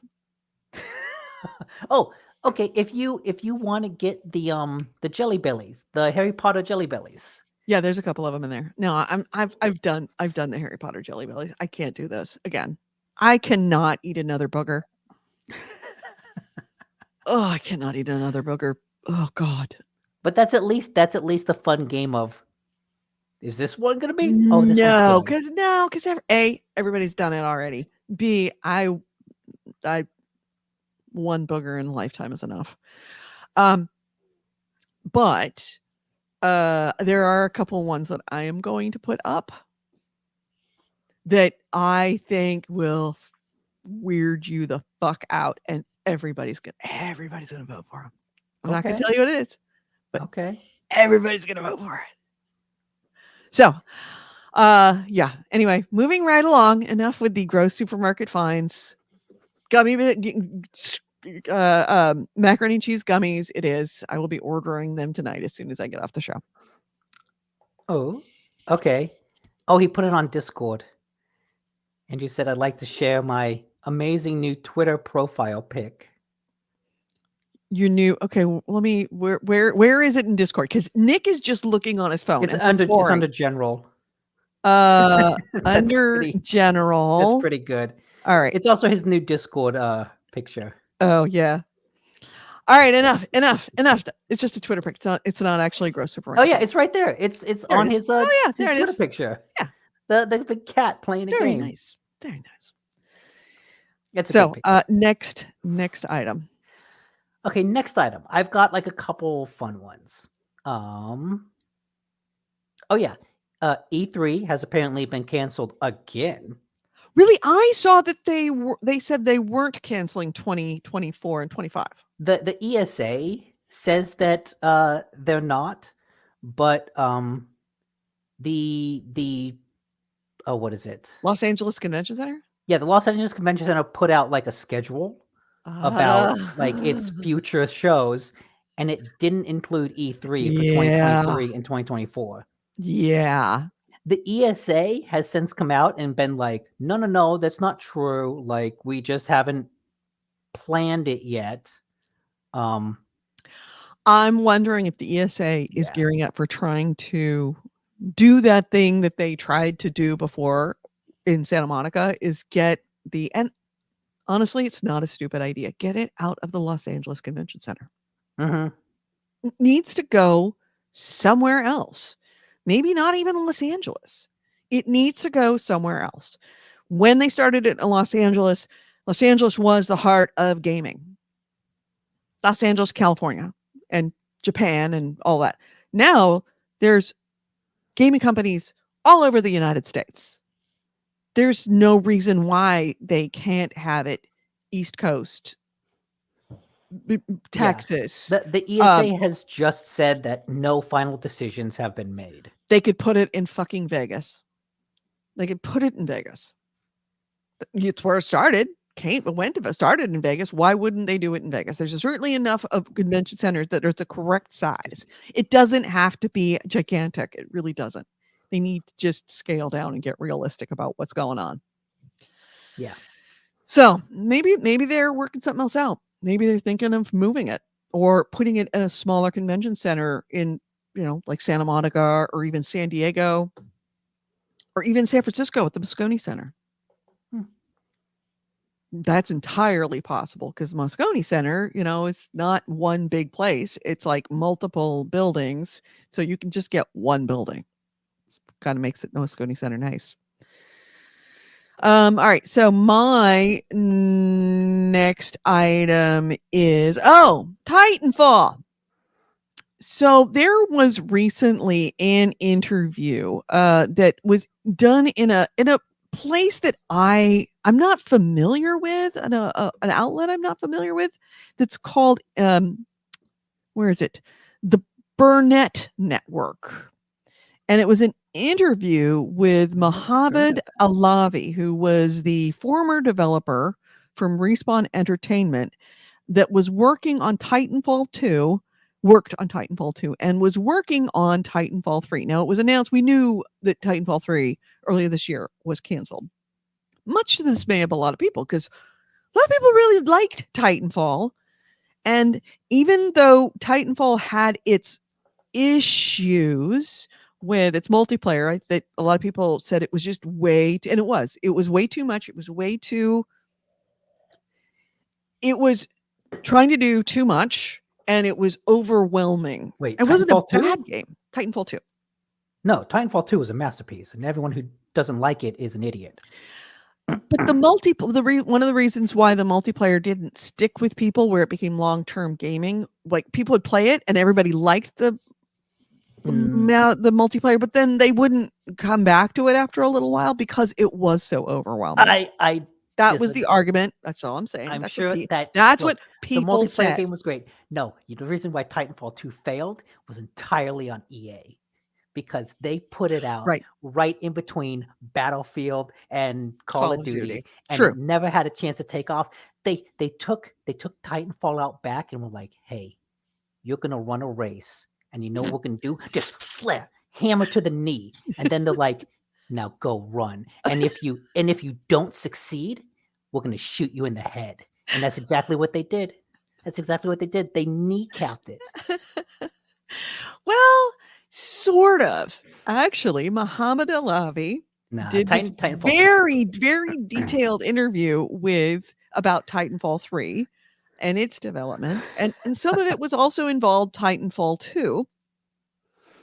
And the perspective from the inside of what was going on with Titanfall 2 versus Titanfall 3 and what happened.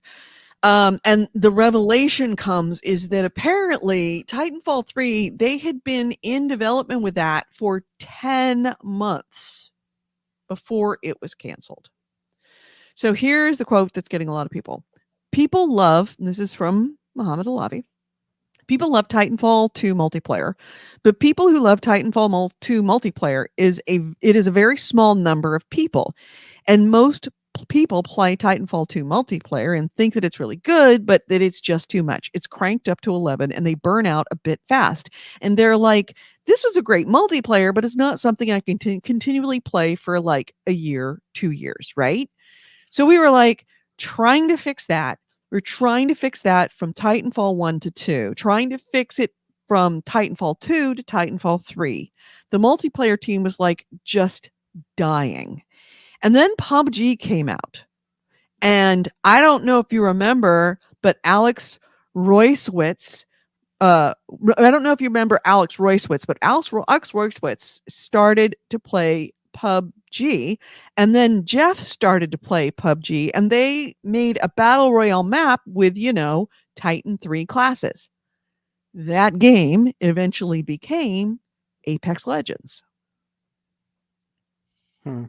So, he then went on, at the time, I had just literally become the narrative lead director in Titanfall 3, and I just pitched the story, the whole game, and that me and Manny had come up with, made this big presentation, and then we went off on a break, and we came back from break, and we talked about it, and they were like, yeah, we need to pivot. We need to go make this, and we need to go make this game. Because we literally cancel Titanfall 3 ourselves, because we're like, let's see, we need to pivot, and we need to go make this game. Because we literally canceled Titanfall 3 ourselves because we're like, we can make this game and it's going to be Titanfall 2 plus a little bit better, or we can make this thing, which is clearly amazing. And that was essentially Apex Legends, is what they're talking about. Yeah. And looking at that interview, now that I found it, I can't believe I missed this story. Mm-hmm. It also sounded like the team internally was more excited about Apex, or at least in what it would become, because they said like we were making Titanfall 3, we had multiple missions going, and it was going to be on par to be just as good, if not better, than whatever we had before. They were right? really But I'll psyched. make They this actually clear. had a working prototype that Yes, was actually working by the and- time before it was canceled. Yeah, and what the guy said is, I'll make this clear, incrementally better. It wasn't revolutionary, and that's Right. the kicker, right? And we were feeling pretty decent about it, but not the same feeling as Titanfall 2, where we were making something revolutionary. Yeah. So it sounded like, yeah, they were making Titanfall 2. They're excited. They're like, oh, this is new. This is exciting, revolutionary. And then when it came to 3, they're like, okay, we're making a better game. Right. We're but not a fixing the things that revolutionary. weren't right in Titanfall 2. We're taking Titanfall 2 and we're going to make it better. Which honestly, I would have played, because I liked Titanfall, but it just, the way that he describes it is exactly the visceral reaction I had. Did you play Titanfall 2? Yeah. I played Titanfall 1 and 2. That single player campaign was so good. The single player campaign was really good, but the multiplayer was just way too much. I did play the single player. Oh no, the multiplayer was so cool. The multiplayer was so cool, but it was also so much. It wasn't. It was too a good much. multiplayer, but it wasn't too much. It didn't make me want to come back for a really long time. Then you're just a bad person. Fell off. Says the guy who doesn't like double stuffed Oreos. You can go fuck off. Also says the guy who, played the multiplayer for a bit and then stopped. That's true. Let's see. What do we have in the chat room? They pulled a Horizon Dawn 1 and a Horizon Dawn 2. Yeah, I think. Yeah, the first Horizon Zero Dawn came out like a month before Breath of the Wild. Uh-huh. And then Horizon Forbidden West came out like a month before Elden Ring. And so I imagine Horizon 3 will come out a month before some other big revolutionary RPG. Yeah. Yeah, AC but Ray I says like I both was those gonna go post an old Yeller vid, and then Nick got all graphic. EA just completely Yeah, Yes, but the thing is that they old Yeller was surgically rabid, removed. and he was killed, for the best reasons, and that's not what happened with Titanfall. Yeah. No, they surgically removed Titanfall's kneecaps. AC Ray says no one wants a single player games anymore. Some dumb person at EA. Yeah. Which actually, like, I think EA is potentially like 1 week before Elden Ring. Damn. Wow. And I said as someone who liked both those games. Those games are good. I feel like EA is kind of potentially in this like changing scenario, like, because just this year they put out a remake of Dead Space, which is single player. They're putting out Immortals of Avum, which is a single player game. And they put out Wild Hearts, which is a multiplayer game, but it's kind of a unique, interesting take on Monster Hunter. So like this year, EA has kind of gone the route of publishing a lot of unique, different games. But I worry because with Immortals of Avum, that was originally going to come out next month, but it has gotten delayed into the fall. And I think it's coming out like right in between Call of Duty and something else. EA's gonna kneecap Immortals of Avum the same way it did Titanfall 3. I'm sorry, did I call somebody by wrong name? You have to translate Edie sometimes. Sometimes Edie says exactly the opposite of what What she is means. this? Tell us apart, Edie. He has fur? I must have called AC Wraith Creation Chaos or something. And I like attributed a quote incorrectly. Is that what I did? Hey, see, with fuzz useful things, I just shit post. And I'm not willing to say it's questionable food on camera. I called him AC Wraith. Really? Did I do that? I think I'm sorry. Your brain is just like, oh, someone in the chat posted it, must be AC Wraith. No, I mean I'm reading Creation Chaos. I just but your brain interprets it as sometimes my brain and my mouth just disconnect periodically. It's an ADHD thing. Yeah. Oh, look, Creation Chaos says yup. Yeah. Sorry about that, guys. Well, it's because AC you're both Wraith so says you called important me to AC 3 times so far. You're both so important to me. It's hard to tell you apart. And you've also both, like there's purple on both. I don't know. It's an ADHD. That's the Twitch logo. I know. You know me. I have very bad ADHD. It happens. So yeah, that's kind of the sad story. The truth is, we've never seen them both in the same room at the same time. Point.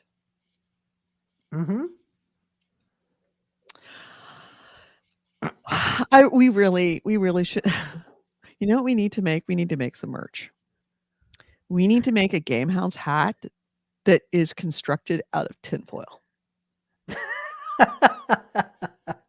It's a tinfoil hat with a brim and a GameHounds logo. Who would buy that? Who would buy the GameHounds official tinfoil hat?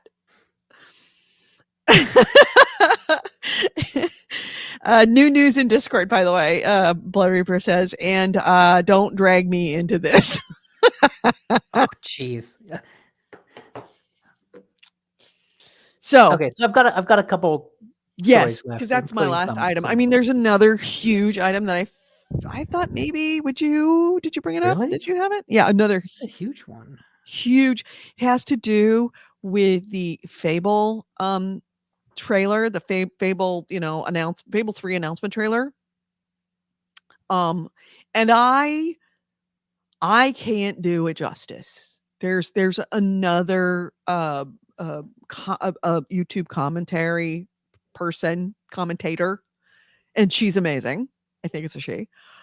Is amazing and absolutely destroys essentially there's a huge amount of hate because they said that the character in the female character in that Fable trailer is Yeah. not good looking enough. Oh. Well, that's Which misses the point because that was the whole joke of the trailer. It was a fucking joke that she looked normal and didn't have high cheekbones and giant boobs. I mean, But also, besides that, I oh, feel like that's coming from a sector of the Twitter and the games community that's always going to complain about something like that. yeah, but the That's thing not is, news. it's a lot of them. It's getting hate bombed That's on YouTube. it always shit like that always does. You Mhm. know what? When the Marvels comes out, that's gonna become like the lowest reviewed Marvel movie of something because it's got 3 women in it. Like Right, it right, that's not news.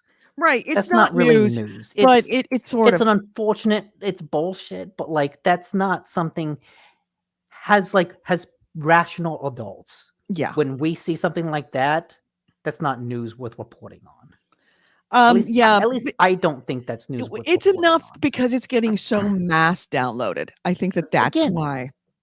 it doesn't matter how many people do it because it's not actually reflective of the larger community as a whole. It's just trolls doing the same thing over and over and over again. Right. Which So means again, it's not news. It's just people with no life trying to send out bullshit into the world right. that's like, oh, Agreed. so dumb. Agreed. But I it's one of the reasons why I'm not going into the like all of the things about it is that there is one YouTube commentator, Funky Frogbait, who absolutely nails the argument in a mic drop way so well that it's kind of pointless for anybody to say anything else about it because she absolutely fucking nails it.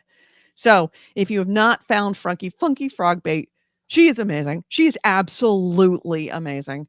And I'm putting her. This is her link in the link to it in game in the right there. I just put it there. Yeah, not right now, but maybe after the show. Go. It's she's genius and it's like 15 minutes long and it's so good. It's so good. You want to see somebody put together an argument in like chef's kiss ways right there. What she says, I couldn't say it any better. So we'll leave it at that. Okay. AC Ray says She-Hulk was awesome. One of my favorite guitar builds is named Madison with 2 single coils and 1 humbucker, but it's not where you think. What? Madison with 2 single coils and 1 humbucker, but it's not where you think. I feel like that's a good those are That guitar is terms that I such a do good not that is understand. so deep. Yeah, no, that was a way deep cut. That was right over my head. If you Wait, if you watched watch She-Hulk, She-Hulk, you you'd know. know. Oh Okay, wait, I fine. watched She-Hulk and I don't know. I didn't watch She-Hulk. That's She-Hulk fine. is actually pretty good. That's what I heard. All right, so your next item. Okay, this is the one I actually put in the a headline for. The other ones I don't have headlines for, but they're still interesting stories. Okay. Um, so if you've been online, you might have heard about the Ocean Gate submarine, the submarine that a couple We billionaires talked about took that at the down beginning of the show. to the Titanic that imploded. There's a horror game on Steam called Iron Lung that is about, wouldn't you know it, someone being stuck in a submarine going down into a spooky ocean. And the developer has posted a tweet that was like, this feels so wrong.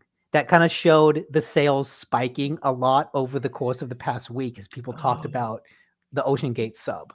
Why? Why would I don't understand that at all. It's not that it's a bad thing. It's fine, but I just kind of don't understand Oh, why Madison. that would make you want to play the game. I don't know. Maybe I mean, it is a very well reviewed horror game, and I know David Szymanski is the developer, and he has made a number of like really good atmospheric indie horror games that like I've written essays about the stuff he does because he's mhm, really good. Um, so it's a great horror game, and maybe I don't know. What's funny is he talks about like over a Twitter thread, he talks about how, you know, I what do I take about this? How should I feel about this? It's a little awkward. And mhm, people have like said, how did you come up with this? And he just said, I made up a scenario involving a sub that was as nightmarish as I could dream up. And mhm. knowing that real people are in that situation right now is pretty horrific, even if it was their own bad decision. And if there's one positive takeaway, is that I guess Markiplier had bought the rights to the game to make a movie about it. Really? Yes, and someone asked, "Is the spike in sales from this equal to that?" And he says, "Thankfully, no."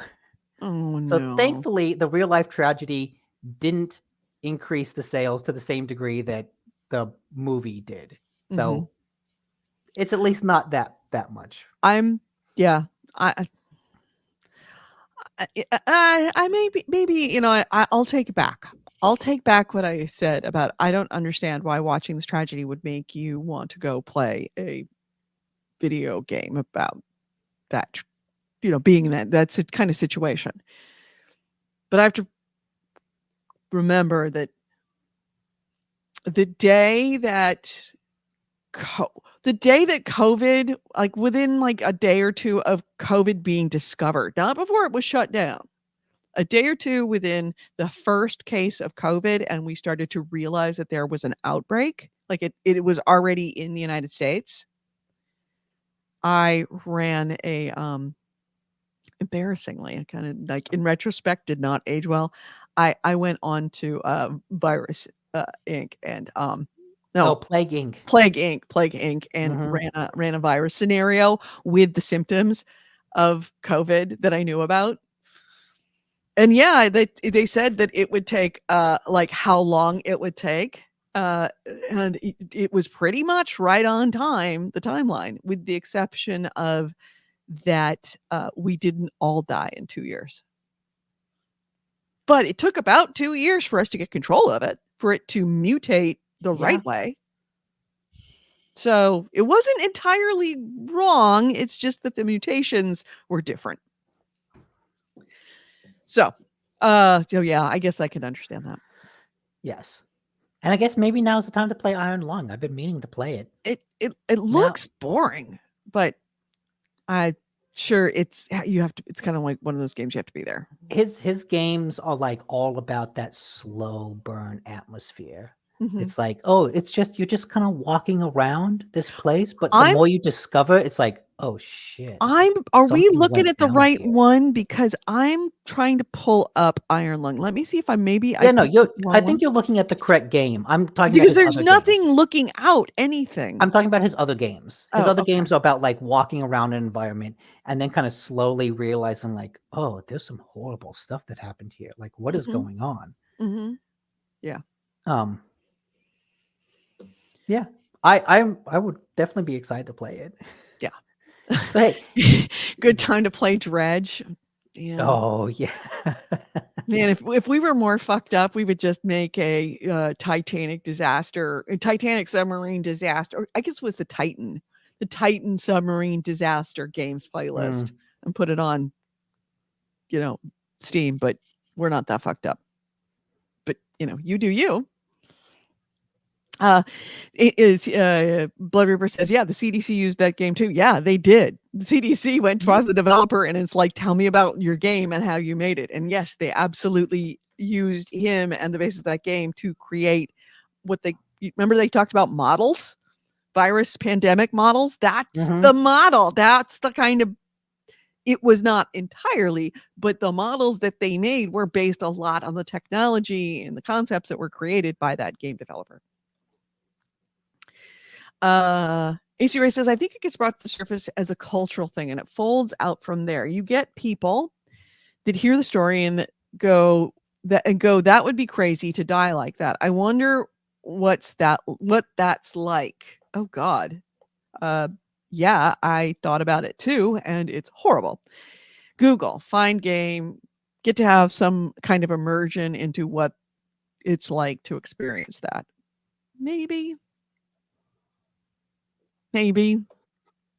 But yeah. Hey, Uh, I'm happy at least that I found out that it's being made into a movie. I'm looking forward to that. Iron Lung? Yeah. Oh, Like I maybe. said, Markiplier bought the rights, and I I guess he wonder. I filmed thought it and maybe you were produced it. talking about maybe the Titan disaster being made into a movie, No, which Iron it Lung. will be. It Will absolutely it? will be. It Because will be. it's a very anti-dramatic story. No, it's a story about a millionaire, trust fund bajillionaire baby who ignores everybody saying it's a bad idea and goes on this builds this company that ends up, But the only failing. from a dramatic standpoint, the only way you could make that interesting is if you took like a Fruitvale Station style approach to it and tried to make it into like you tried to make him sympathetic. Mhm. If your whole movie was about like, oh, look at his hubris, and then he goes down, he gets stuck, things go wrong, and it's like forces him to reconcile with his hubris. But then you're just making like a billionaire idiot into a sympathetic character. Like that's not really interesting. And even then, what we know is that it suffered like an implosion. It was immediate. There was Mhm. no time for self-reflection. It was just going down and then it implodes and that's it. Yeah. It doesn't make a good story. Not like they made multiple movies about the rescue of the people in Chile, was it? Like a bunch of like it was a kids soccer team or something. The whole like, oh, Elon Musk called the guy a pedophile because Elon Musk is a dipshit. What the Chilean Yeah, the the Chilean miners, plane, or the soccer team, the Chilean soccer team that yeah, ended up when they stuck in crashing a and then mine. like the cannibalism and then they hiked out and some of them No, survived and that's alive. That was the stuck on a mountain. There right. was like a group of people that got stuck in a cave and they needed like a Oh, that complex cave Indonesia. system. Yeah, they made multiple movies of that because that's a good story. That's a rescue It had a story. happy ending. Yeah, a rescue story with no Mhm. rescue is just a bad story. Yeah. Yeah. Well, I don't know, not necessarily, not all it depends on if you like a happy ending. It depends on if a lot of people would go to the Titan, the movie about the Titan disaster. If only just to find out what happened. They would look at it more like a documentary. Just because it's captured all the, what your headset died? Looks like your headset died. Are you back? No, he's not back because he's headset dead. Are you back? He's getting there. Are you back? Nick. Oh, it's awesome. I loved it. I love Can you moments. hear me? You're now on the you're on your wrong headset. You're on the laptop mic.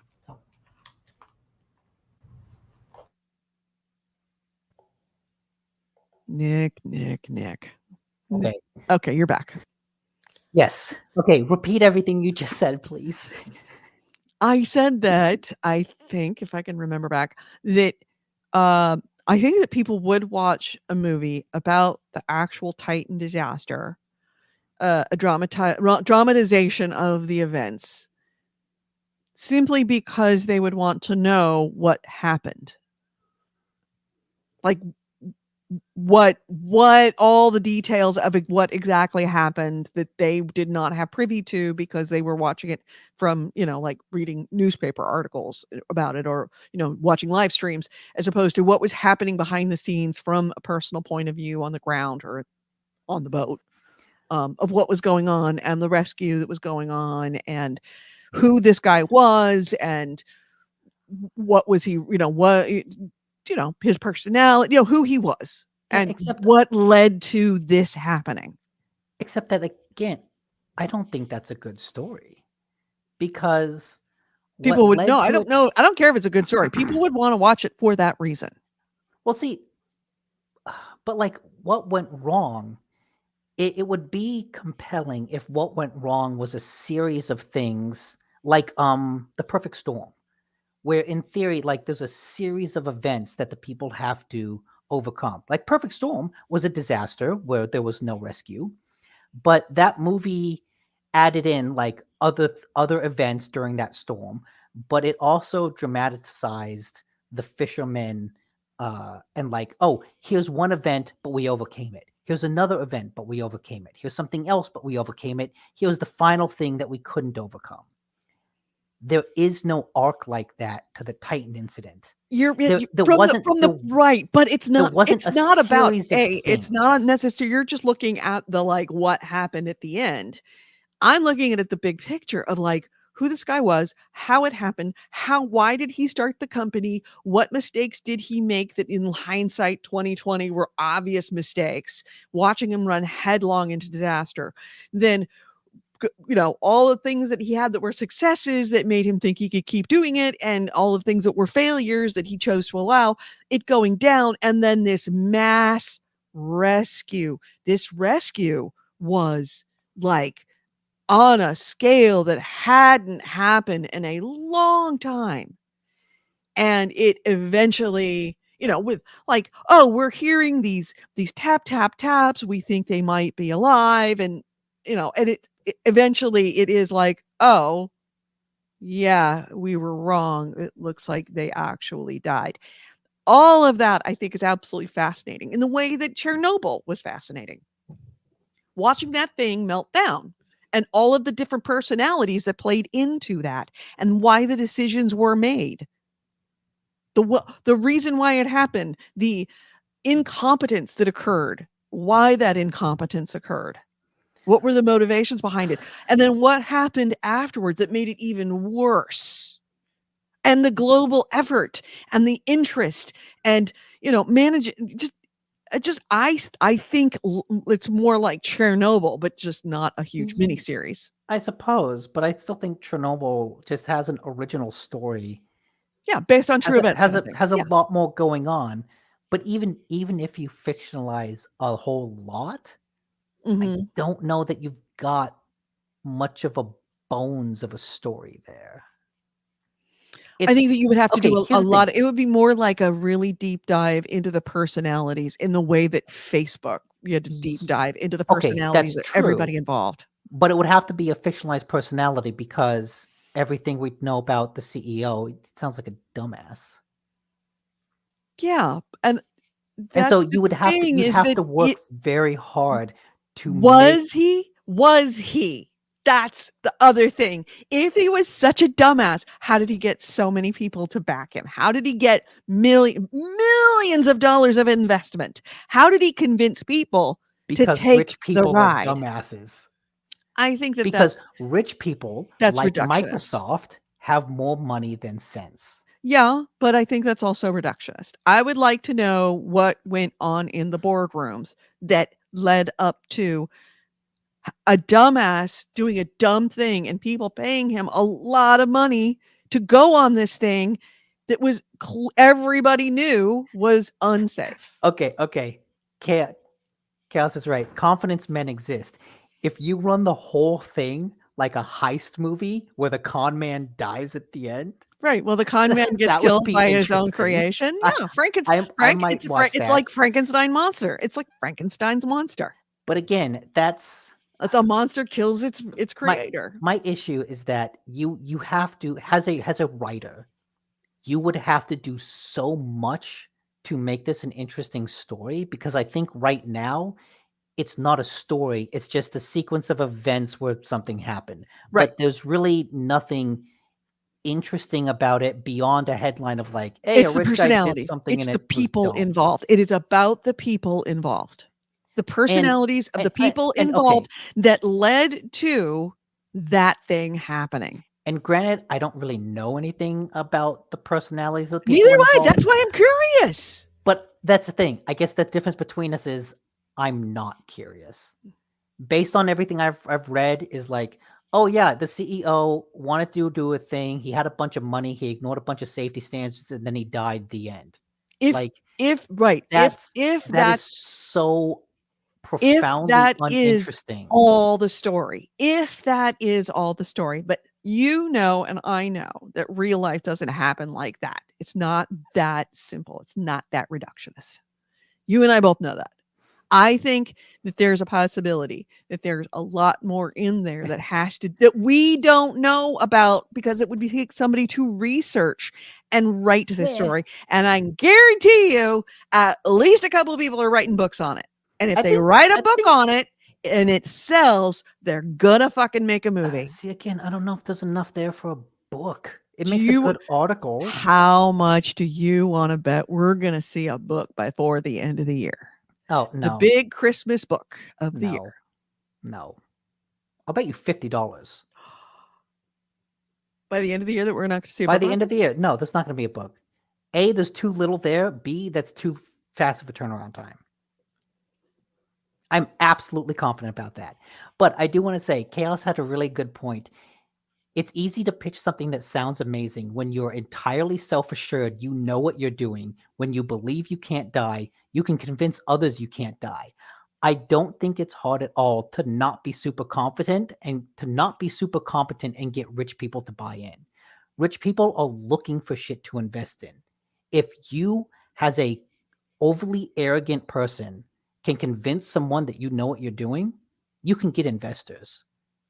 Like, ironically, in this day and age of a billionaires people, like, all you have to do is convince a few people that you know what you're doing, and you can get money. Like, Do that type of you investment think is that not that difficult. Elizabeth Holmes and the Theranos thing was a good story? Because that's essentially Yes, what this is, except but less because money that and played more out death. that played out over a much larger period of time. That was a long con. Because what you have with her, Theranos is a great story because you have a rise and a fall. You have an arc. You have a story. What is going on with Nick's fucking cats today? Anyway, AC Ray, did we make a note? Did we make note of this bet? Because I am fucking taking that bet. Okay. Yes. Take it out of the bet. 50 and Nick's betting money. Nick never bets money. Nick is the most skinflint human being. Yeah, you are you are the cheapest true. person I know. Oh yeah. Oh, you are tight with your money. You are tight AF. So the fact that you're putting money on it, actual money, means you're convinced. Oh, I'm absolutely convinced. There's not going to be a book about this by the end of the year. There is zero chance. Sure, someone might be working on it, but it's not coming out that soon. AC Ray says, will the Markiplier Iron Lung movie come out first? It might, because they announced it. I was actually reading the Wikipedia about it because I was excited for it. I guess it finished filming in April 29th of this year. Mm-hmm. So there's every possibility that it could come out this year. Now, you've made the bet. You've already made it. You can't back out. Yeah. Here's why I know that there's going to be a movie. Okay, wait. Book. Here's the distinction. Is it going to be? It has to be published by one of the major publishing houses. It cannot be some bullshit self-published on Amazon type. That's not who's going to publish it. That's not who's going to publish it. Okay. It's going to be published by New York Times Publishing, because they probably got at least 3 reporters working on that book, and they were working on that book from the day this whole thing started going down, and they started seeing the interest in it. I could guarantee you they've been working on the backgrounding the story since day one. And it's like reporters and it's going to be like 3 of them. And it's not going to be an article. It's going to be a book. And you damn right, because they're not looking for a Pulitzer. They're looking for like movie rights. movie rights. Oh yeah. Oh yeah. Oh yeah. It's either going to be somebody from the Washington Post or the New York Times. That's what I'm guessing. Okay. Here, I'll put a note of it in my phone too. That way I can remember this. Mm-hmm. Yeah. Anyways. Already, AC Wrights already written it down. I know, but I'll forget it. I'll forget it by the time I leave this room. AC Ray says you have to be to live in California. I don't think I can pay the taxes to enter the state. Let's see. Blood Reaper says the rich got hired to safety men said we have to do this. This is the rich guy did not get fired. Him, what? People died. I think you garbled that, and I can't decipher. What did I call you right? Did I do it again? Yes. Chaos said you have to live in California. I don't think you can pay taxes to enter the state. Chaos. You don't have to pay taxes to enter the state. You got to pay taxes to leave. What's funny is I don't hear you saying the names wrong. Yeah. I think I need to review the tape. Yeah, I clearly just my brain is not working. Anyways, Speaking of which, it is sun o'clock, Nick. It is. Okay, look, the point is, you know what? You should go buy Iron Lung because the developer is a cool guy. Okay, good to know. All right. Okay, some other last item. This is because we're like 10 minutes tops. No. There's one fun story and then one like 10 kind of sad story. You can't argue with this, dude. Okay. Dude, it's happening. It's happening. Alan Wake, the first game, opens with a Stephen King quote. Yes, I heard about this. And what's cool is I guess Stephen King sold the Remedy the rights to that quote for just $1. Mm-hmm. And he's like, oh yeah, sure, you can totally use that quote. Mm-hmm. And I don't know, that's just a really cool example of, I think, Stephen King being very like loose with his stuff. Like he's because not Stephen King's made so much money. Oh, he is, but like another $50,000, $100,000 wouldn't even like move the meter. But I think what's nice is Stephen King, and you spelled his name wrong. It's Stephen. Yep, you're right. He comes across as a guy that's like wants to encourage writers. He wants to encourage people to like be inspired by him, and he's not someone that's like super stingy with his IP for good or bad. Because he can, because he has the luxury of being that way. Yeah, but he's got the luxury. There are uber rich people who are still really stingy. Mm-hmm. And then he doesn't come across as that, which is nice. He's a cool guy. He's a really cool guy. He's a cool guy, and so is his son. Mm-hmm. This also reminds me that Remedy actually had they were at the Cannes Film Festival with the guy who directed The Haunting of Hill House on Netflix. You keep going, I'll look it up. He's a director that is kind of the modern Mike Flanagan. He's like the modern Stephen King. He's directed a lot of really good, really heartfelt, like thriller and horror movies. He was on the same panel with the lead of Remedy. I forget his name, but basically said, "I would love to work with you." And the idea of Mike Flanagan making like an Alan Wake movie or a Control movie has me so excited. Just anything that those guys would do together. That is like one good thing. Another good thing, you put them together, how do you make something bad? They are the Kraft mac and cheese gummies of the film and game industry. Oh, God. In theory, because we just said this on media, you know what that means? We could actually put that up as IMDb as a description of Mike Flanagan. The Kraft mac and cheese gummy of... All right, so next item. Next next one, which is kind of interesting, is that Starfield will be sold in physical stores, but it's not actually going to have a physical release. So if you go and you buy a box copy of Starfield, it's Mhm, just going to come with the digital code. yeah, it's not, it's diskless, 100% diskless, even though it's physical.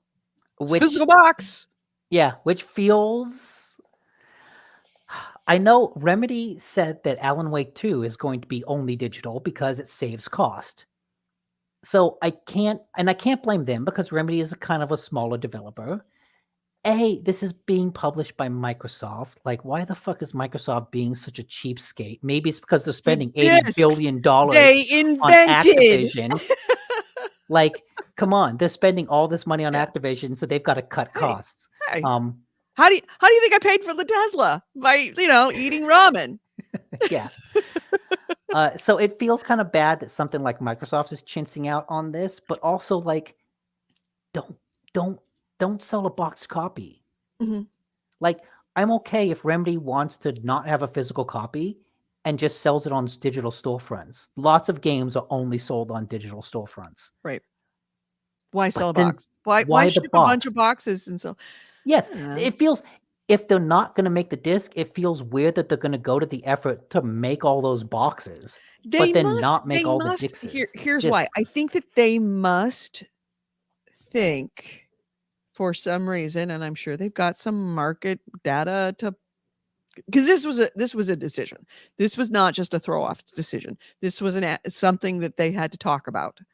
And if they did it, they probably got some market data that indicates that how much they expect this game to be sold in stores versus online. Sure. And Like, if it's a significant amount of people that actually still buy stuff in stores, then they're going to ship them to stores. It seems stupid to us. I have no doubt they have a really good reason for that. They would not be doing something that would lose them money like that. sure, but then again, like, why have the box? That's just it feels like the worst of both Because worlds. there's probably a significant percentage of their market that they know the number that buy their stuff through stores, not online. And they want to capture that. But then why not have a disc? Because they just don't want to do a disc because it costs more to do. It costs more to do a disc in a box than just a box. But like, that's what I'm The saying. most expensive thing about a game, a physical copy of the game, is the disc. They're cutting Yes. the baby in half. They're taking out the biggest And I guess that's the thing. loss on It's a that. half measure that feels like it doesn't satisfy either party. Oh no, it's perfect because it's they're not. not losing the people that go into the store to buy a game.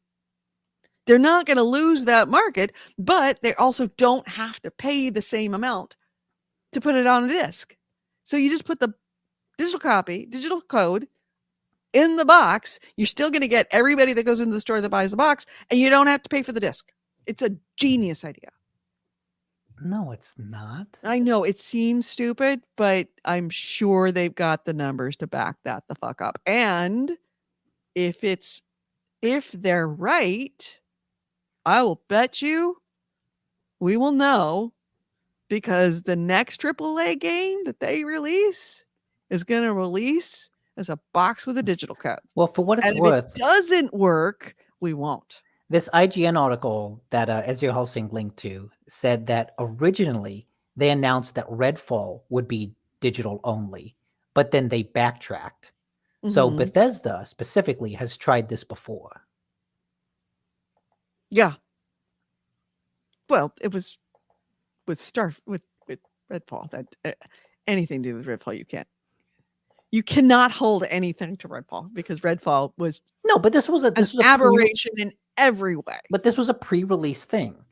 Like, they had originally said, "Oh yeah, Redfall's not going to ship with any disc." Then they backtracked and said, "Oh, that's only for PC versions," which is kind of a standard. PC is now generally a digital only platform.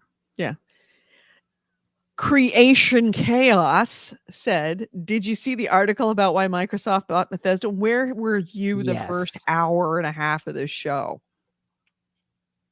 Yeah, we And I think talked I think it's a about it bad all. I think it's a bad look for Microsoft. I forgot what I said. I've core dumped that because I said I'm trying to. they have more money than I sense. put into my immediate available RAM the difference between chaos and AC rates, so I can't remember what I said an hour ago. But yeah, that's dumb. All right. So, anything else? Oh, current play. Oh. Creation Chaos says current player count of Redfall 33 players on Steam. You know, we could go play. I'm going to do some quick math because I'm terrible at this kind of math.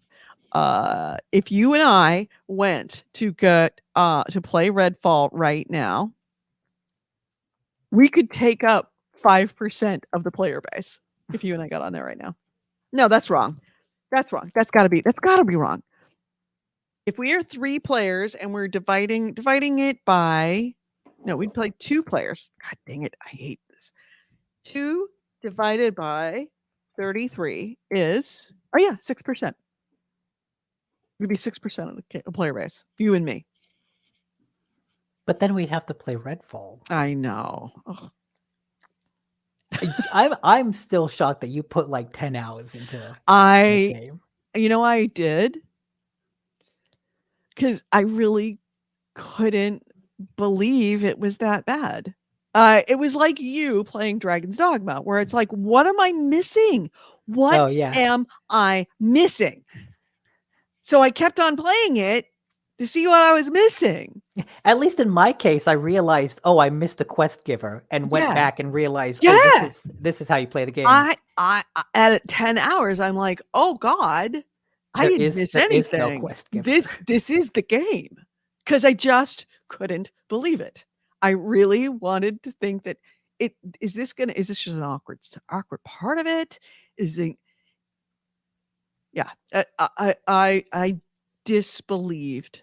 I couldn't believe it was possible to be that bad, given what everything up to that point. A bit like, I'm sure some people. Well, no, because Cyberpunk, it was obvious it was broken because it was so buggy. It was so horribly buggy, it was unplayable. Redfall wasn't particularly buggy. It was just bad. And you don't know that until you put enough hours into it that you realize, holy shit, this truly is that bad. It's not just an awkward game or a bad start, or maybe I missed something, or maybe it gets better. Yeah.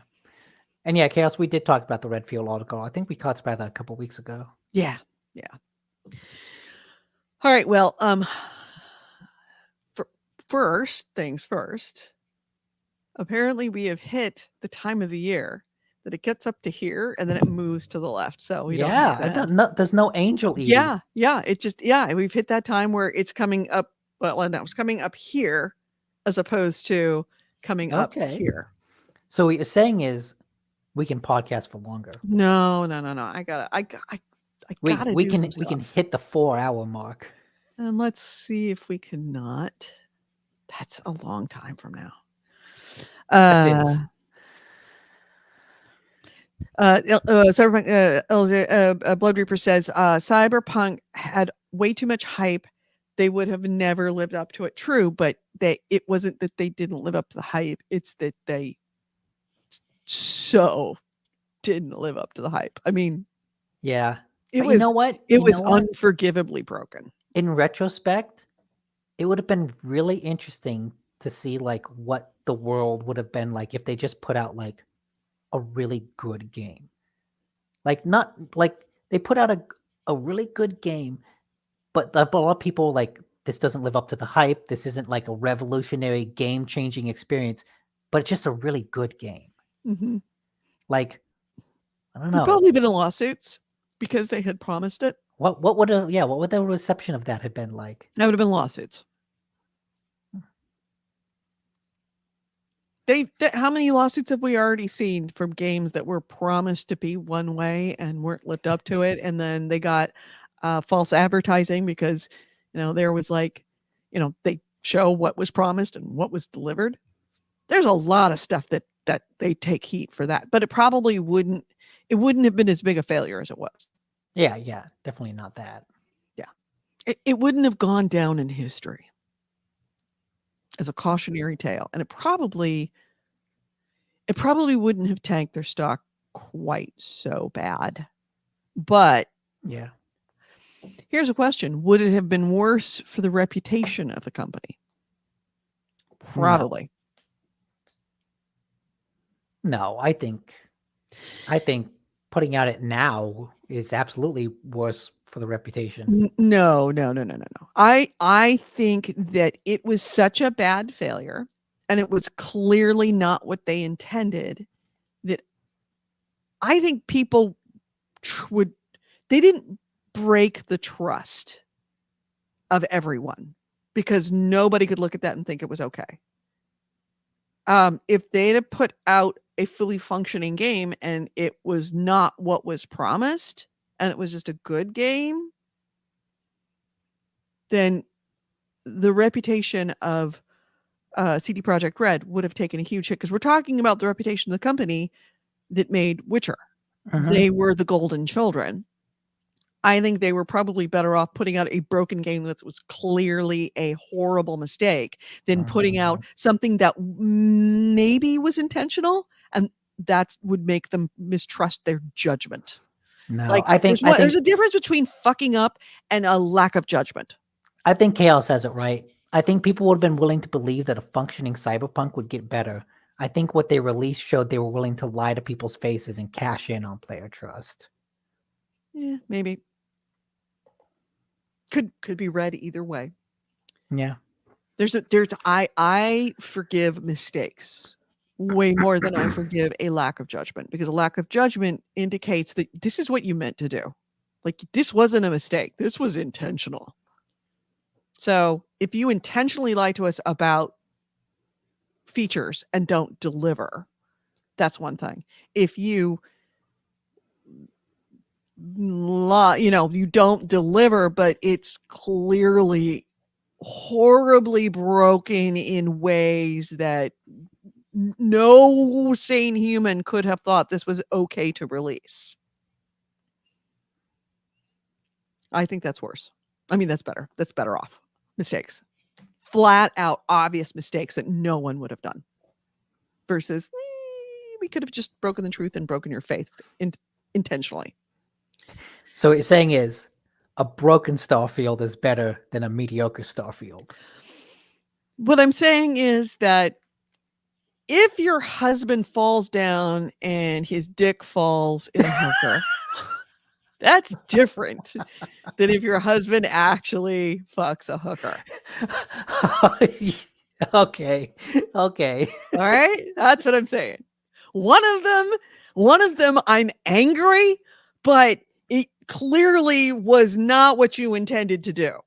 Sure. The other one was intentional, and now I'm angry that you intentionally did that. It's just an accidental bullseye. That's all. Accidental bullseye, a bad idea. Ace Creation Chaos says, I think that's my point. Creation Chaos says, I think that's my point. A mistake is overhyping a game you're proud of, but it turns out to not do anything great. When they lied and released the game, they knew it was awful, chose to do it anyway. But you could argue that there might have been pressures at play that they couldn't stop. Like, the train could not be stopped at that point. There were, but those came from higher ups. Right. But the higher ups knew. The higher ups take the heat, but not the company. Like, everybody involved doesn't take the heat. The higher ups, it was the higher ups fuck up, not the people involved. Except those higher ups are still there. That's true. But also they can never do that again. Never do that again. The next game out of CD Projekt Red is going to be the greatest game they ever made. I guarantee it. They will Mm, not fuck up I like that don't know again. about that. If they fuck up like that again, it's the end of the company. If they fuck up like that again, it will be the end of the company. I mean, No one will want to buy their stock. the good news is at least they're not putting out another new game for like at least 5 years. Mhm. So they've got at least like 5 years in them. Yeah. They spent my trust. They have to earn it back. Right. They have to earn it back by putting out a good game. Yeah. This is why you shouldn't pre-order games. Anyway, says the person Wow, who look at this. just Look at bought, this what was it, watch. huge? What was it, a huge? What did I buy? I bought the collector's edition of what stupid game did I buy the collector's edition? Starfield? Was it Starfield? I mean, you did just buy the collector's I edition of did. Starfield. That's what it was. I did buy the collector's edition of Starfield. Yeah. Yeah, I did. That's what it was. Yeah. Yeah, the Yeah. watch. What? It came with the watch. That's why you pre-ordered it, right? Oh, that's right. The watch. Oh, Yeah. yeah. That's right. That's right. I'm still salty about the whole at Mass least. Effect thing. And you Sorry. know what? I'll give it to you. At least you pre-ordered it for the goofy like physical tchotchke, not the We're not doing a 4-hour podcast. not the game. So, All right. you So on know that note, Diablo 4 has suffered a DDoS attack over the weekend and was down. So, yeah, if you were trying to play Diablo 4 this weekend, you probably couldn't because it's an always online game that got taken down. Let's discuss the future of live service and always online games. Edie, do you think always online games are a good thing?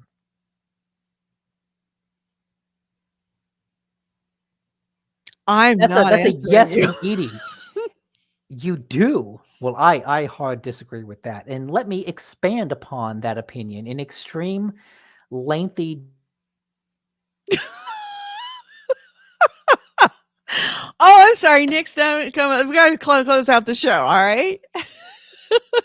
Chaos says, let's talk about Star Wars. Stop it, Chaos! I will start calling you AC Wraith again.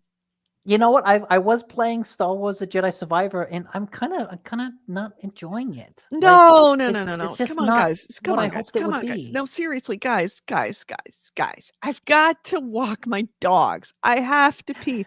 I'm hungry. I I'm still have to do laundry. I want to play a game tonight. I'm hungry I too. want to go play Dragon's Dogma. Please let me go play Dragon's Dogma. Okay, that's fair. I should let you go play Dragon's Dogma. Please let me go play Dragon's Dogma. Please let me put up the poll. Please let me put up the poll. Chaos says, I do need to stream Jedi Survivor. I want to pick it up. Like, it's if you like the first game, you'll like this one. Yeah. I think I just wanted it to be more like Sekiro, and it wasn't. And he's getting caught by Dead by Daylight. That's what happened to me with CK3. I feel you. You had 12 years to play it. I've only owned it for like a week, and then Crusader Kings got in the way, and I want to go. I'm hostage. This is a hostage situation. Please let me go. Never. I still have coffee left, so we can't end the podcast. No, AC Ray says, please let me send a digital credit card for a software dealer who can get with the times. Just let me go. All right, can we close it? I will say both the cats have abandoned me. Yes, and both the dogs are looking at me like we can pee soon, right? You take us outside, or you're going to be cleaning carpets in a few minutes. They're looking at me like that right now. So we're closing this show, people. I'm sorry. I know you love to torture me, but hey, let me give you a good suggestion. If you want to torture me, there is the Discord. The Discord with our thing, make us eat these horrible foods. Actually, I don't know horrible, but the would you eat this channel of our Discord. Feel free to join our Discord. Also, if you're watching right now, if you're one of the 3 people left, hey, do me a favor. I should have said this earlier. Like and subscribe. If you're subscribed already, give us a thumbs up, or approve this or whatever. And again, if you are a member of Amazon and you have not already committed your free membership to Amazon, could you please commit your free membership to our channel? We would appreciate it. And the sun is back and Nick is sneezing, so I've got some time. So with that note, close this out.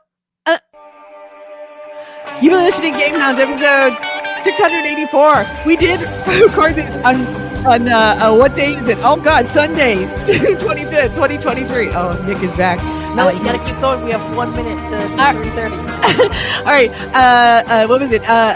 We record this live every Sunday at 2 p.m. Pacific, 5 p.m. Eastern on Twitch and on YouTube. On Twitch, we are on The GameHounds. On YouTube, we are GameHounds Vids, VIDS, as in videos. Please join us. Thank you to everybody in the chat room. AC Wraith, AC Wraith, and AC Wraith. Thank you for being here in the chat room this week. We will talk to you all next week with the gummies. Says Magic Archer Temple Attack Dragon Dogma for the win. I'm going to remember that. All right. Well, I will too, as soon as we're off the channel. No, right. no. You got to wait 15 Bye, everyone. See you later. Thank you so much for watching. Bye-bye. Bye, everyone. Bye. Bye. Bye, everyone. Goodbye. No, bye. Okay, now you can end it. Already.